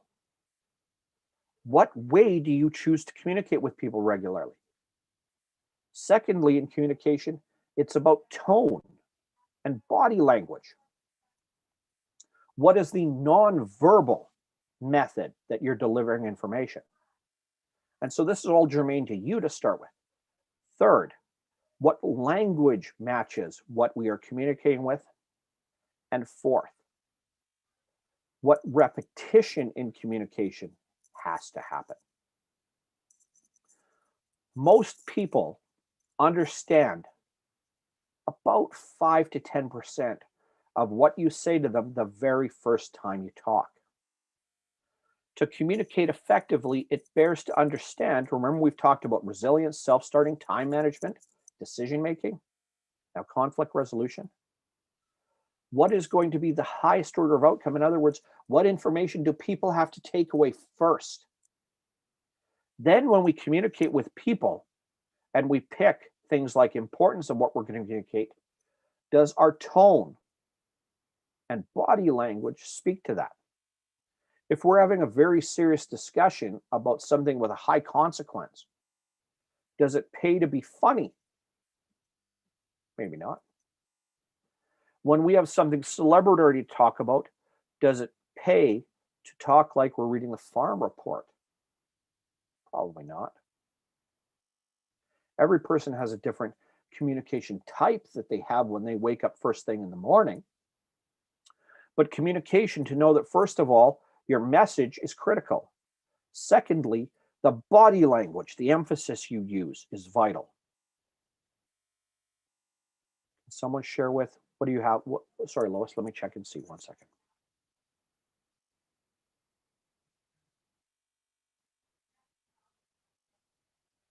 Okay. If I get somebody else as they're writing notes, please to be able to pop those into the chat, that'd be lovely. Otherwise, Lois, you and I can talk about it after. Absolutely. I'll make sure you got them. So communication, what we're communicating. 2, tone and language. 3, message. 4th, repetition. When we choose what we're going to communicate to start with, and then we affect our body language and the nonverbal, then the message we actually display should be of those things that are most important at the front end of communication. Because 4th, we are always going to be tasked to repeating messaging. So communication is a developed skill. Now there's sales training, which is communication. There's marketing, which is communication. There's conflict resolution, again, which is a subset of communication. There's negotiation, which is development of communication. There's interpersonal skills, the way you communicate and relate with other people. That's part of communication. So each of these different layers inside of communication has a different effect, but all of them start from the same basic premise. What am I going to be communicating? What's the way am I going to communicate it? What message and language am I going to choose so that I make the most important parts come out first? And then how readily am I willing and able to repeat that messaging and change the outcomes, the messages, to continue to build on what I communicated last time? So inside of communication, you are always looking for feedback. In other words, the message that comes back to you from other people. To be effective at communication is to know what you want to say and how you're going to say it. It's to be able to respond effectively when people tell you how they understand what you are communicating, that is going to put emphasis and impact on how you or what you communicate next. Skill 7 for leadership. So remember, I want you to write these down, and you have to do some research after too. Team building.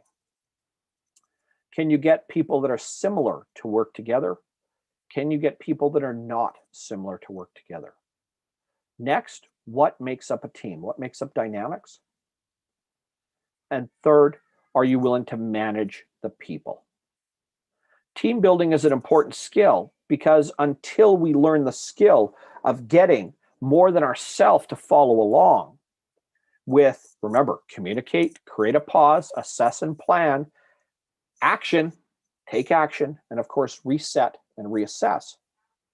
When we look to build teams, for businesses to have epic years, to turn 21 into the absolute best year, is going to involve more than you.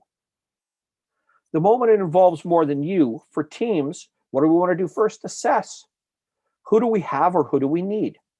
Secondly, what skills and talents do those people have to have? Third, when they've got skills and talents, their strengths, where are those skills and talents going to fit best to get the outcome for the organization and the others overall to become magnified? And fourth, my communication. Can I get my team to follow along with the plan well enough and provide feedback and communication on a regular basis so that they know where they stand compared to what we're looking to achieve and where they can find support or extra strength? Remember, inside of our action list, be proactive with problems and challenges, assess errors and mistakes, communicate with people regularly, make adjustments, and make sure to apply active-wise, deploy ourselves or add other strengths.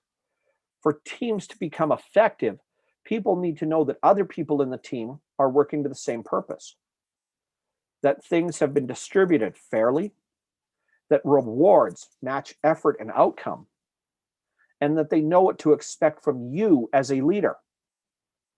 So team building is taking individuals and creating a common purpose, taking individuals and giving them direction, taking individuals and working with the individuals to make sure their strengths are being leveraged, and ultimately taking individuals, putting together the team, the environment, and the group, and from the common purpose, giving them a common sense of result, and also instilling reward.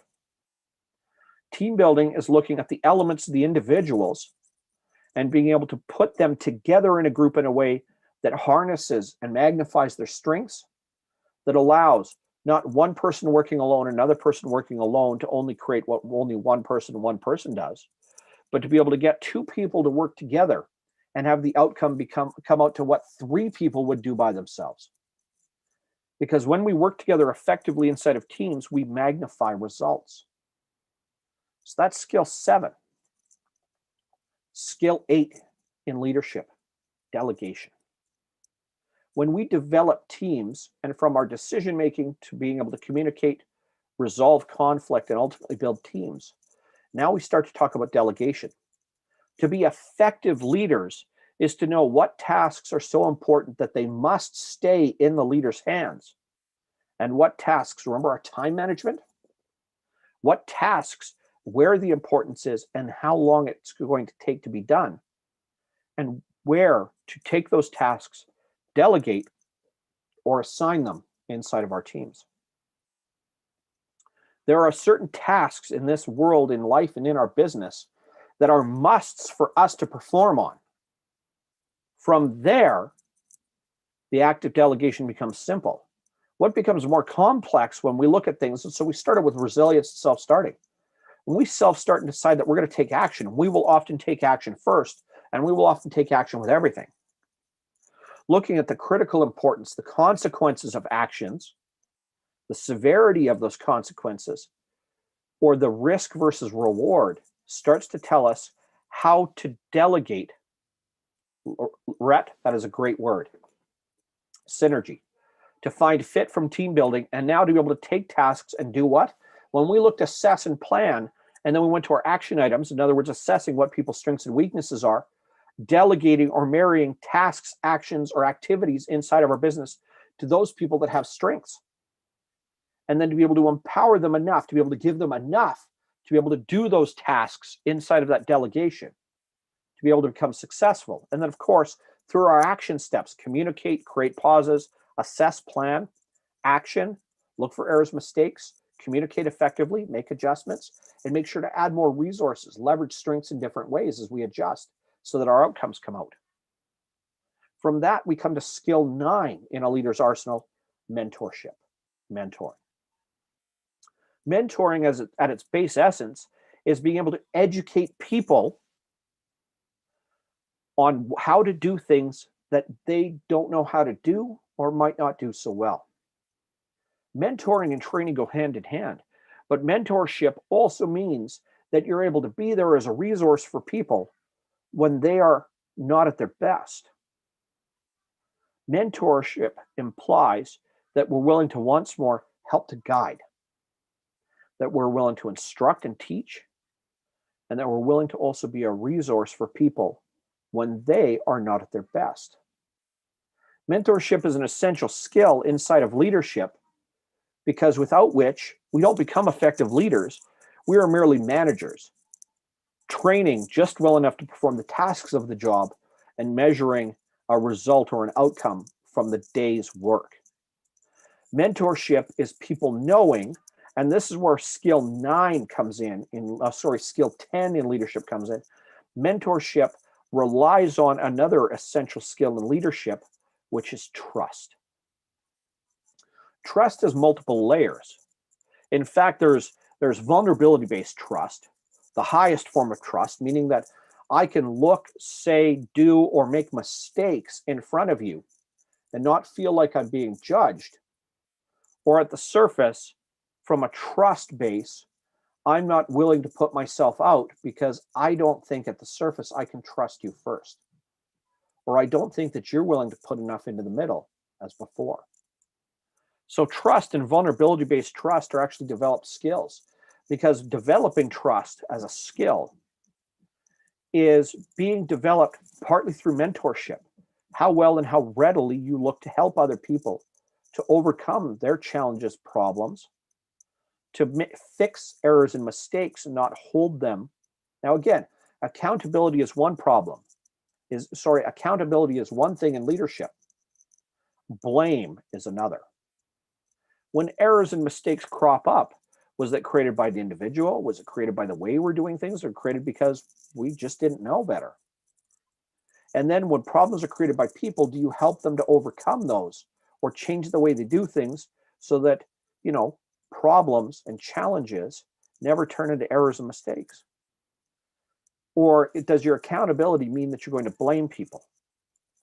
Trust starts to develop because the way we display in our communication, our mentorship, the way we delegate and choose to build teams, starts to tell people at the surface whether or not they should trust us.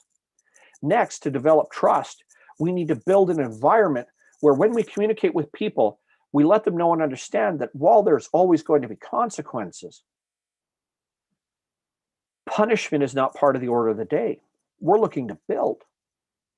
And one of the ways as leaders we develop trust with others, start to develop the skill, is by showing off when we're not so strong to start with as well. If we show people that the environment, and I don't mean bitching and moaning, I mean the environment we create when we lead other people to tell them that it's permissible to make mistakes, that as leaders and managers, we make mistakes, we hold ourselves accountable, but we also build the process or ask for help from other people in a way that tells people that errors and mistakes are part of life.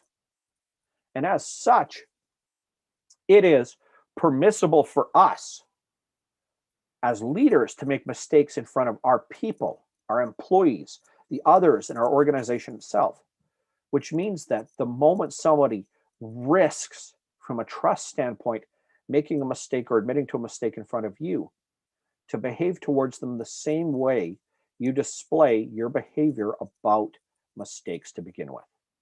Well, that sucks. What do we do to fix it? What do you need? How do I help? What do we do to adjust? What do we do to keep errors from turning into mistakes? Or when mistakes happen and now we have chronically broken, how do we in turn mitigate that? Skill 10, developing trust. Skill 11, strategic thinking. We've started our day by communicating and talking about being able to create pause, and then we assess and plan. We always start in the distance and work backwards. Strategic thinking for businesses is to innovate, invigorate, and measure core components of businesses, and then paint pictures of where it's going to be in 12 or 24 months, and taking those and working backwards to measure success. So strategic thinking and strategic planning is a skill that has to be developed by leaders. And for you on this call, we're going to give you the most essential strategic thinking and strategic plan for businesses regardless of size. First of all, money. Money and finance.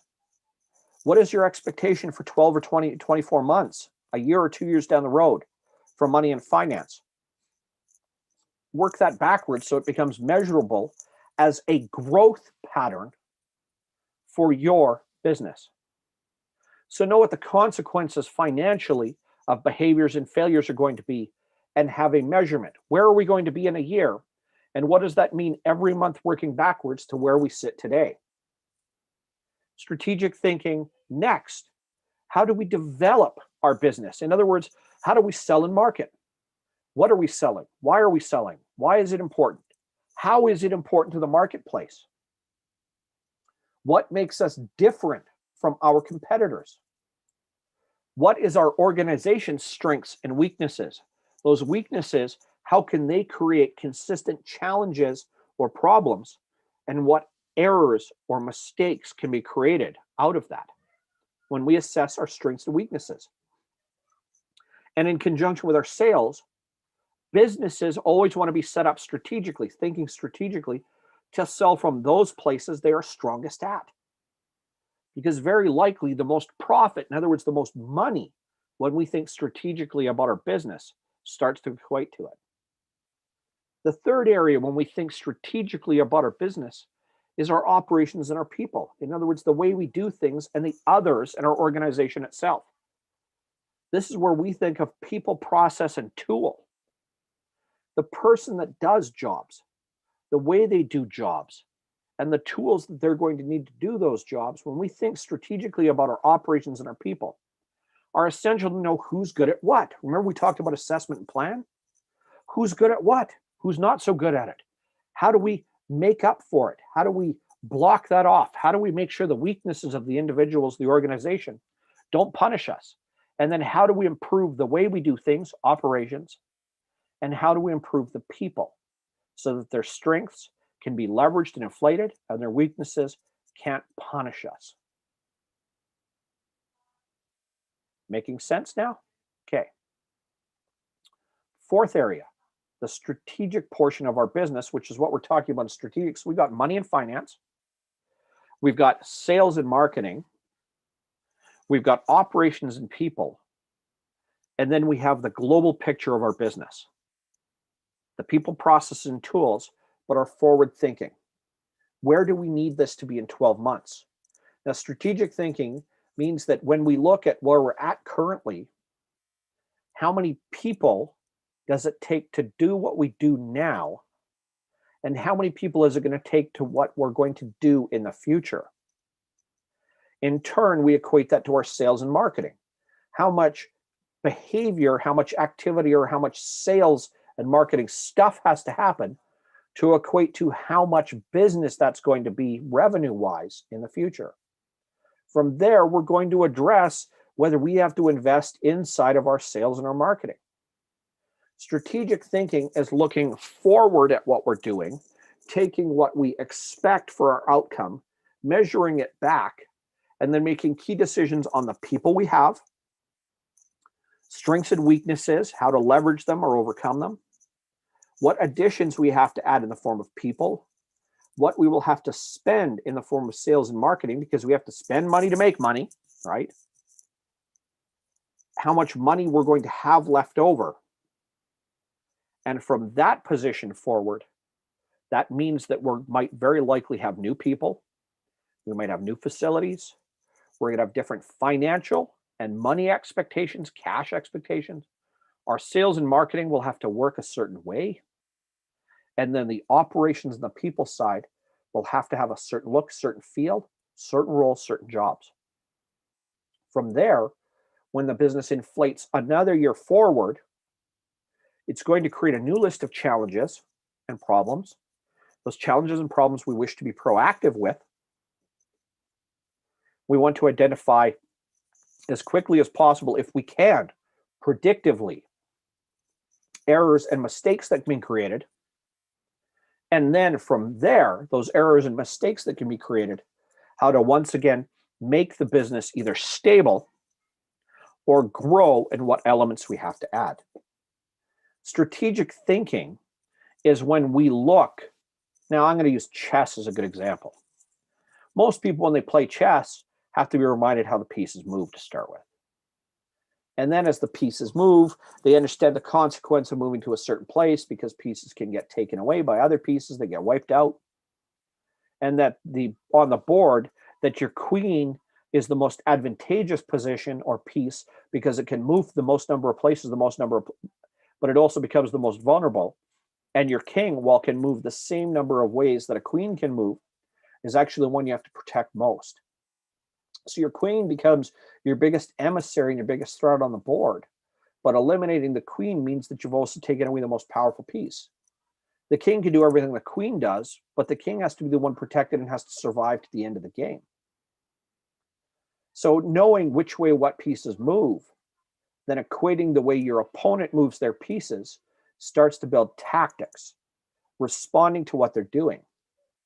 Strategy dictates, I'm going to start moving the pieces on a board in a certain way. And then as the other person moves, I'm going to adjust to what they've got. But my outcome is to make the board align or look up a certain way so that I can take on winning the game of chess. If I can get a certain number of pieces that the other side has eliminated in a certain number of moves, that's part of a strategic plan.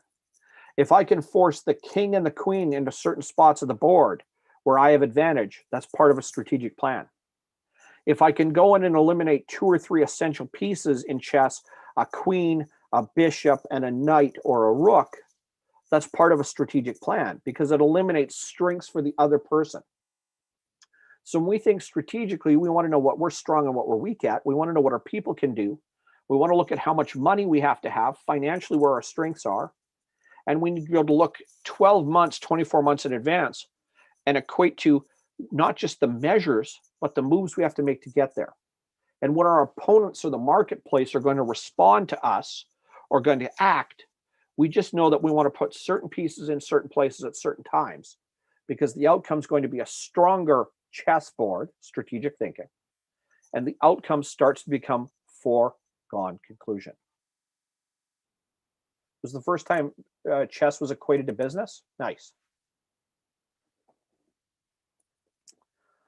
Our last leadership skill, and yes, there are other skills that apply to leaders, but our last leadership skill, because remember, we've talked about making adjustments, action plans, and being proactive. Our last major leadership skill is innovation. For leaders to become effective, Thanks, Lorette. For leaders to become effective and for businesses to evolve, because remember we've talked about adjustment and change while we're on the action phase of leadership, there has to be the willingness to innovate or to change. Innovation is looking at the way we do things. And remember, strategic thinking, it's not strange that strategic thinking is skill 11 and innovation is skill 12. Innovation is looking at the way we do certain things right now and thinking about what parts, elements, or ways that we do them could we make improvements on. Innovation is finding ways to make them stronger, better, faster, eliminating problems and challenges, making up for errors and mistakes. Innovation is looking at what we do and wondering how it can be done better. Innovation is also a learned skill. So with all 12 of these skills, and I'm not going to pause, I'll go a little longer on innovation, but I'm going to reset all 12 of these skills for a moment for you real quick so that you can jot notes on a yes or no basis if you haven't been doing that through the rest of these. Innovation. Am I willing to look at what I'm doing right now? And is what I'm doing good enough, or can it improve? Next, by improving, am I improving for the sake of improving, or am I improving because it will make the process, the tool, the situation, or the outcome better? Next, by innovating, do I make it more efficient? Or once again, am I making change for the sake of making change? So here is our 12 skills. Resilience. Resilience. If you're carrying a tray of food and somebody you love suddenly punches you in the face and you drop the tray, do you spend a lot of time wondering about the mess on the floor? Or do you pick it up and start asking why you got punched in the face and figure out how to not get punched in the face again? 2, self-starting. How quickly you think of the outcome, the measurable, or which action to take first, and picking ones of priority. It doesn't mean you might not take time to decide on what to do, but you will make the decision what to do first. 3rd, time management. Do you take all of the activities, actions, outcomes, and results and take them and put them into the place and time that they occupy next? 4th, decision making. Do you look at things emotionally or objectively? When you look at things emotionally or objectively, is there enough information that the answer makes sense or it feels like it's what the answer should be? Next, are you willing to prove the answer that you think it should be by collecting enough information? Number 5, conflict resolution. Being able to first understand the other side. Next, looking to reach common ground. Are you willing to do that?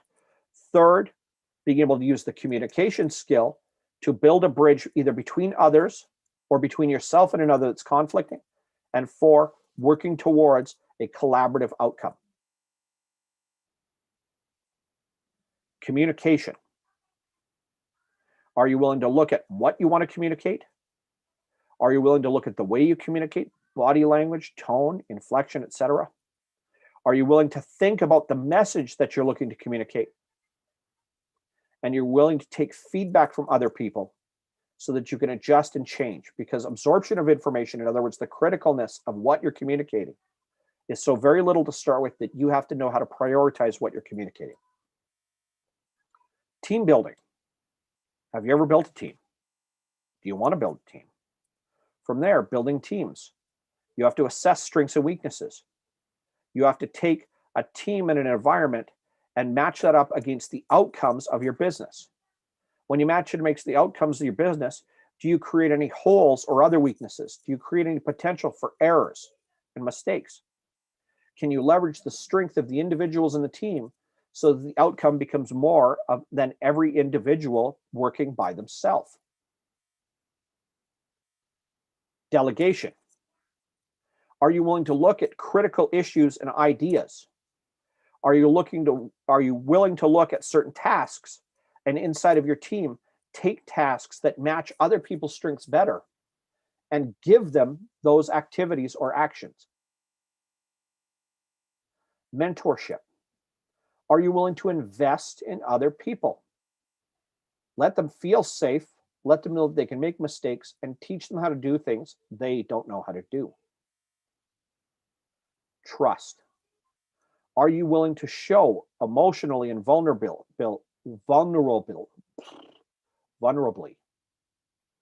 that it is safe to make mistakes?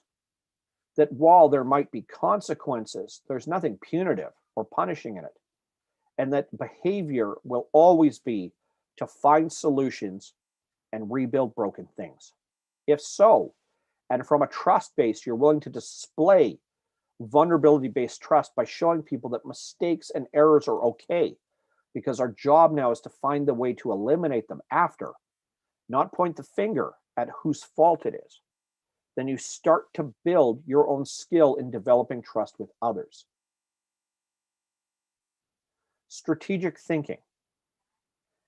Looking forward from the list. 1 second. Okay, we've got resilience, self-start, time management, decision-making, conflict resolution, communication, delegation, mentorship, trust, strategic thinking, and innovation. Did you get it, Lois? Do you want me to restate? Give me a thumbs up if you want me to go through it again. I lost you somewhere down the line. I got 6 is communication, 7 is team building. Yeah, just 8. go through it again. Sure, absolutely. Okay. Resilience is number 1. Self-start is number 2.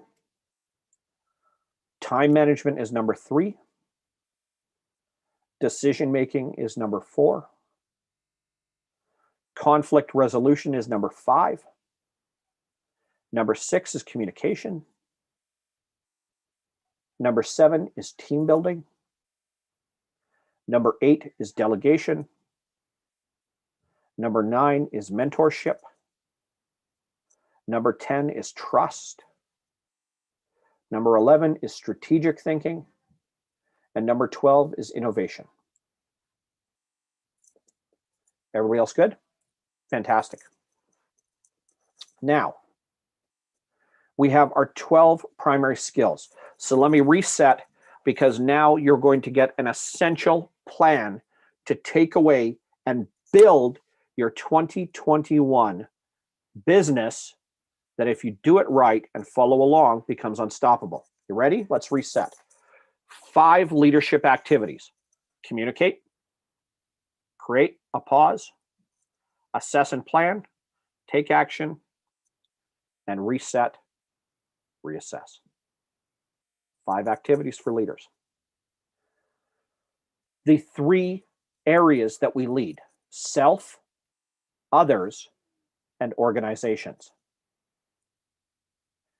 The 3 types of leaders: visionary, coaching, and commanding. The 3 styles of leaders: dominant, supportive, and facilitative. So I'm going to reset these for a moment. Communicate. We always look to get as many people to listen to what we're messaging to start with. Create a pause. Get people to feel certain or feel safe. 3, assess and plan. Look at strengths and weaknesses. 4, action. Be proactive in pursuing problems and challenges. Allow your people to work from their strengths. Find and identify errors and mistakes. Communicate with your people on a regular basis. Adjust as you're going, and deploy and create new actions or give more strength to areas that are critical so that you can magnify results or get results faster. 5, reset, reassess, and start your cycle again. There's only 3 areas that we can lead as leaders: leadership of self, know thyself; leadership of others, getting others individually and in groups to follow; leadership in organizations, developing and growing, fostering organizations. For types of leaders, we have visionary. Visionary leaders paint pictures starting with themselves and look at their organizations overall. Coaching leaders take people by the hand. They start with self and develop other people. Commanding leaders look at others and magnify them in favor of the results for the development of organizations. Styles of leadership. Dominant leaders are the first voice in the room. Supportive leaders look to uplift others, and facilitative leaders look to work in collaboration. Next, we've got primary skills developed for leaders: resilience, self-starting, time management, decision-making, conflict resolution, communication, team building, delegation, mentoring, building trust, strategic thinking, and innovation. And our last numbers and the last information for you today, and to start to craft your leadership plan for you and your business for 2021. We start with concept. And I'm just bringing up some other notes that I've got, so bear with me for a sec. And I'm also going to have a drink of tea. So my throat's getting tired, and my tea has been sitting so long that it's stuck to the coaster. Tells you how little hydration I've had while we've been talking today.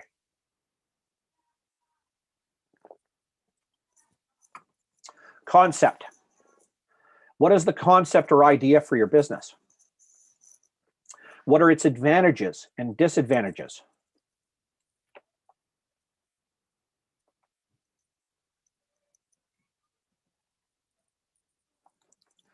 With the concept of your business, what does it give your clients and customers?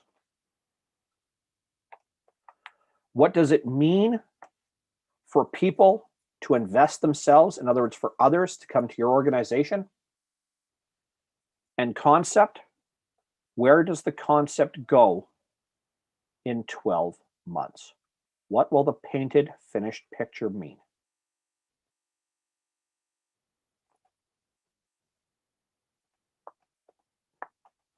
Design. What are the mechanics for the way your organization or business going to grow, develop, or continue to operate for the next 12 months?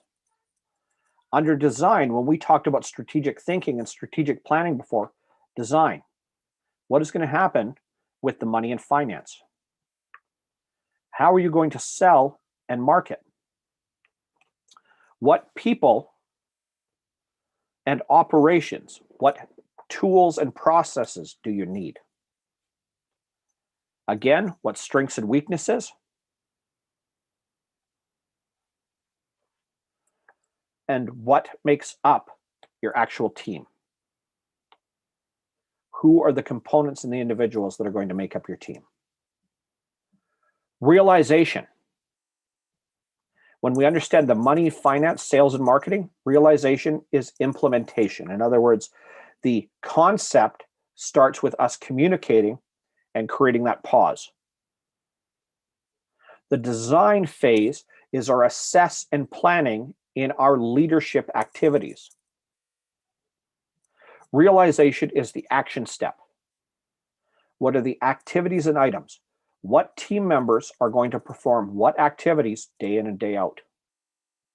What are the measurables that go with those activities day in and day out?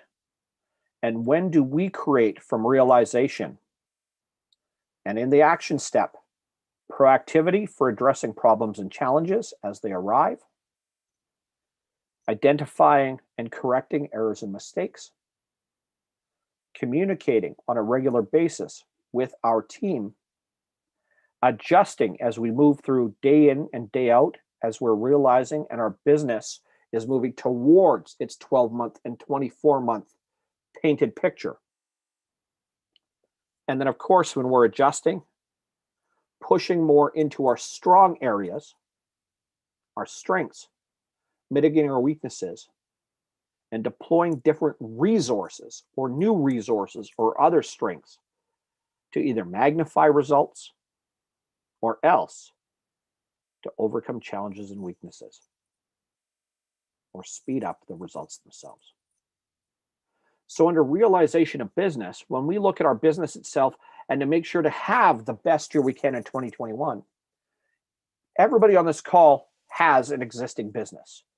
I'm hoping that everybody that's following along live on YouTube has got a business or concept or an idea or a side hustle or wherever else it is.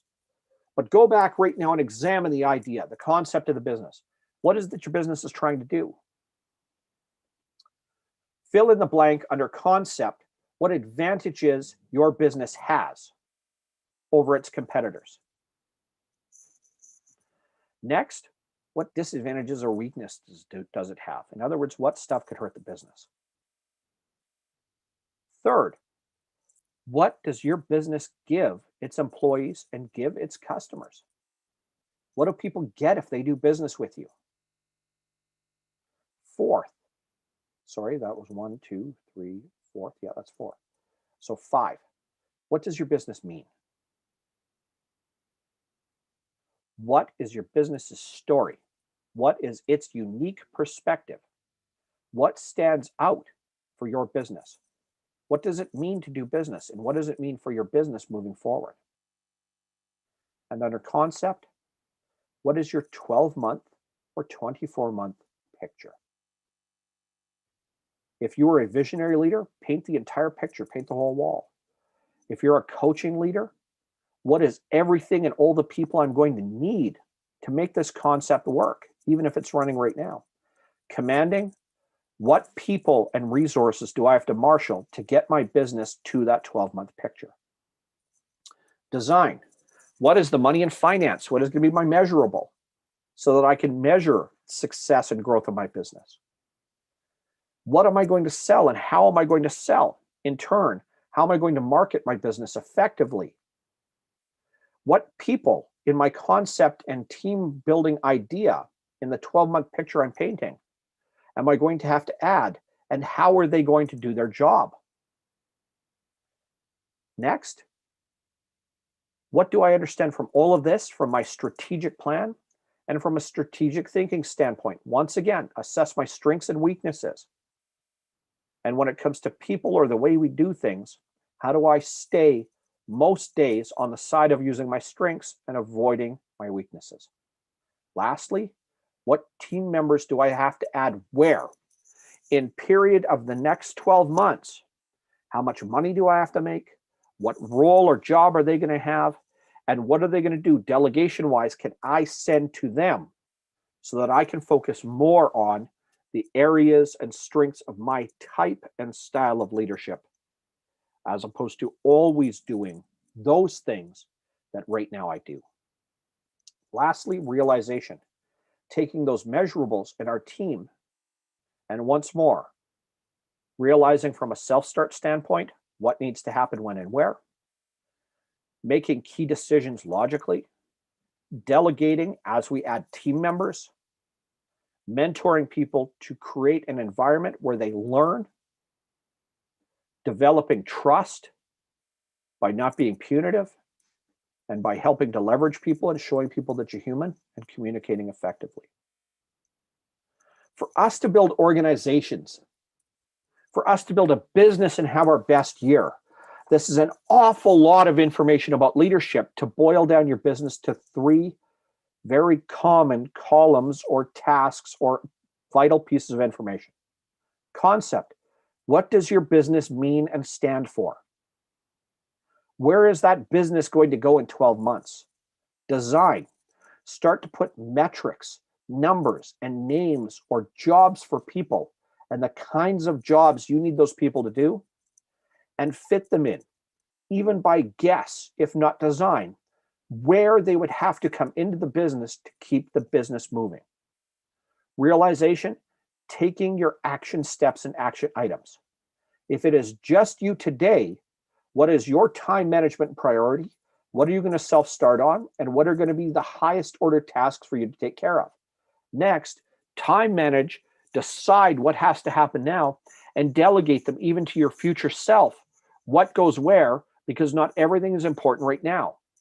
Next, realization and activation is being able to act on a day-to-day, week-to-week, and month-to-month basis. And as team members come in and join the business, to delegate effectively, to mentor them, and of course, to give them assess and plan. Remember our leadership practice, 5 activities for leadership. Talk to them, create pauses and calm, Assess, plan, share with them the plan, understand what they're strong at. And when you send them to work based on their strengths. And those strengths have to match what the design of our business and our 12-month concept, our outcome for our business needs to be. And as realization works, as the realization and activation of our business works, we always assess proactively challenges and problems so that we don't allow them to become errors or mistakes. We adjust and communicate with our employees, key stakeholders, etc. And then when we do that, we deploy more resources and more strength.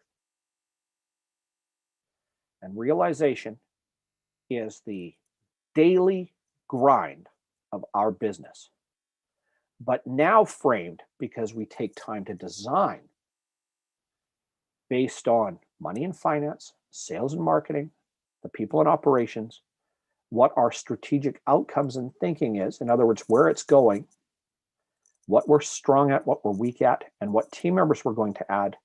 And in turn, what we do daily always relates back to our concept. What is the idea? What do we stand out for? What advantages do we provide? What do we give people? What do they get? What does it really mean for our business to help people, to work with people? And what is our 12-month picture? 2021 is going to be actionable for you. Now, with a leadership plan and to make 2020 your best year, you need to start to embrace only having 5 activities as leaders, even if you're only leading yourself. Communicate effectively with everyone around you. Pause to make sure you've got a sense of calm and understanding. Assess and plan effectively. Take action. Be proactive at looking for challenges and problems. When errors and mistakes come up, how do you build something that's broken or rebuild it? Communicate regularly again. Make adjustments. The same day in and day out when it continues to create errors and mistakes is not working. You must adjust. Take action, deploy new resources and strengths, and as you add essential members to your team. And understand, when we go to the skills of a business owner, skills of a leader, what do we have in there as one of them? Innovation, which means we don't do things the same way we've always done, because stagnation causes death. Next, we reset, reassess, and start the cycle over. From there, what does it mean to lead yourself? Know what you're strong at and what you're weak at. What does it mean to lead others? How do we magnify and use their strengths best? What does it mean for the organization itself and the business? What are going to be the outcomes for it in 12 months? From types of leadership, know whether you're visionary. Do you need to paint the whole picture? Is it about first what's in your head and then where the organization is going? Coaching, does it start with you and work to developing others as well and magnifying what they're great at? Or commanding, is it about others and making sure that they work well for the outcome of the organization? After that, we look at style. Dominant, does it have to be your voice first? Supportive, do you look to solicit feedback from others before making decisions? Facilitative, do you want to work collaboratively or hand in hand? From there, assess honestly your own skills. Are you resilient? If not, start to work on it. Self-starter, do you make decisions on what needs to happen first? Time management, organize yourself effectively. Decision making, are you making a decision emotionally or objectively? And what do you do to change that? Conflict resolution, understanding, building bridges, finding common ground, and of course, communicating back towards the middle and collaboratively. Collaboratively doesn't mean meeting in the middle for final decisions. It means getting all parties to work together. Communication. Learn to communicate through different facets.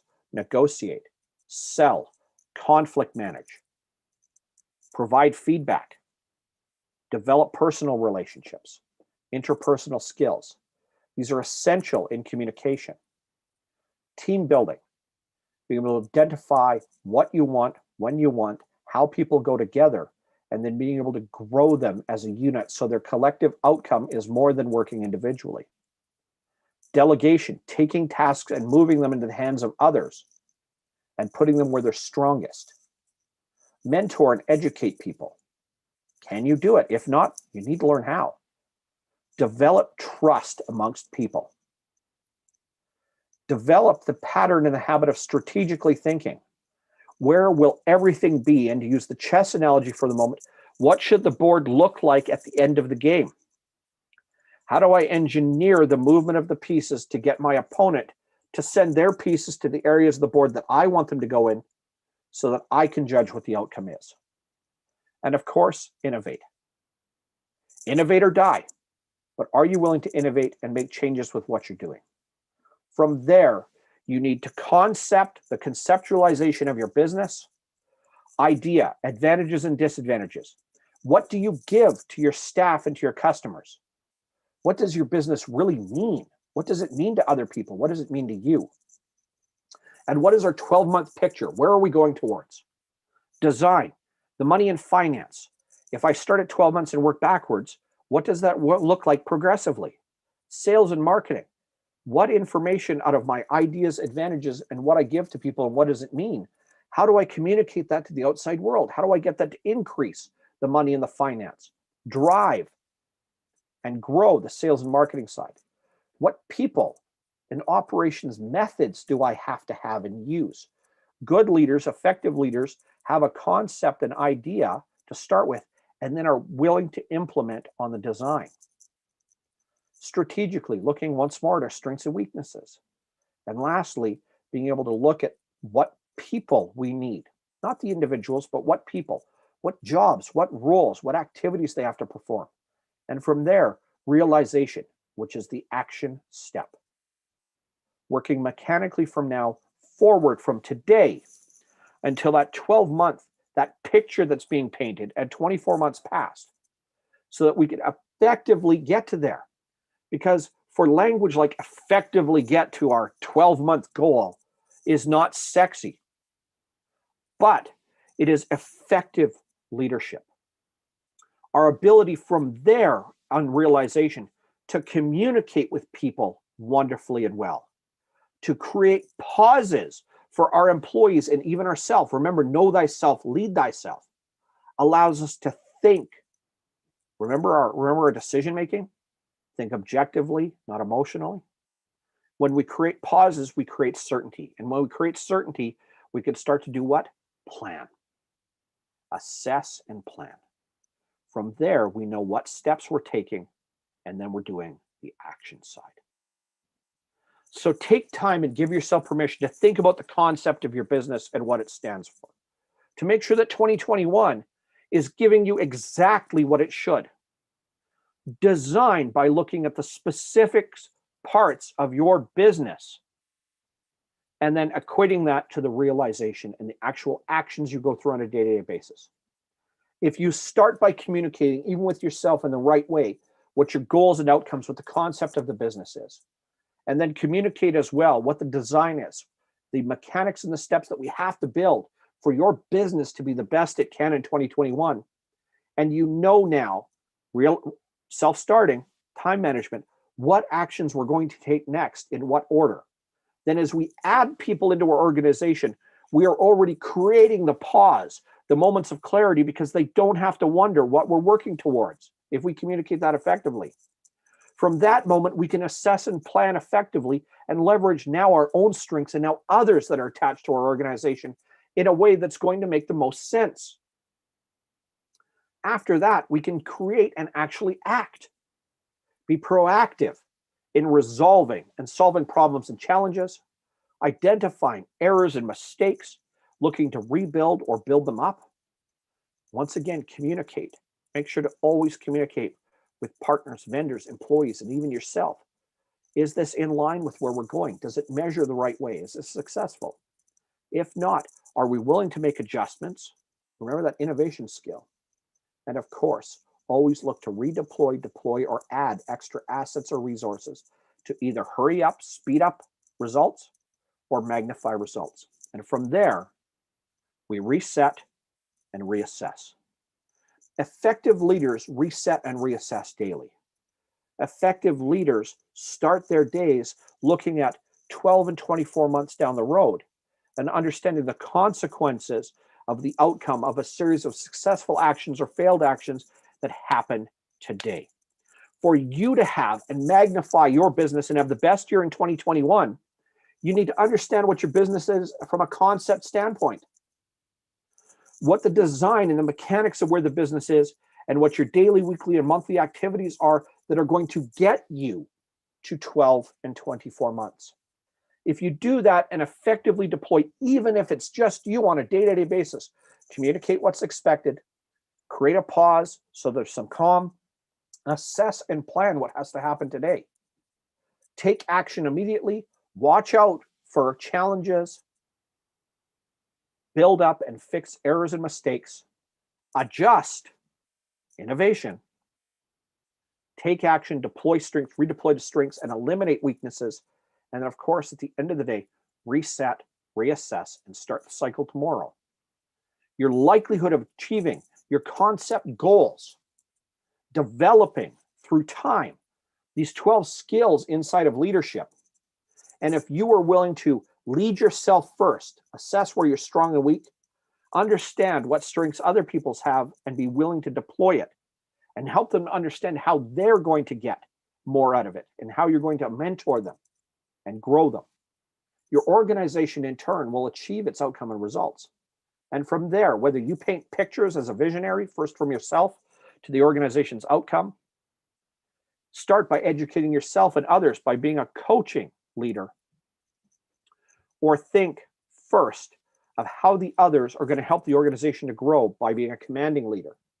From there, whether your voice is the first one in the room, you seek feedback from others, or you work collaboratively together for the style of leadership, you're going to have an organization better in 2021 than it is right now. But the likelihood of you achieving and exceeding the outcome, in other words, becoming an effective leader, a great leader, a world leader, first for yourself and others, increases because you think about what you want, you design and plan effectively, and you move people through, and you make sure to reward, highlight, use people for their strengths, and ultimately shore up weaknesses, rebuild, grow. In other words, reset, reassess, and start to communicate again tomorrow. Ladies and gentlemen, you have a handful of things to do, and those things need to happen every single day. If you follow along with the premise, the idea, the format that we've discussed today, the tools and the layout, 2021 is going to be a very different year from you. Not because it will move this further into a pandemic or away from a pandemic or to cures, or changed or evolved or moved the marketplace, the economy in different places. It's because you will be taking action to do what? To develop resiliently and to be able to get punched and bounce up faster.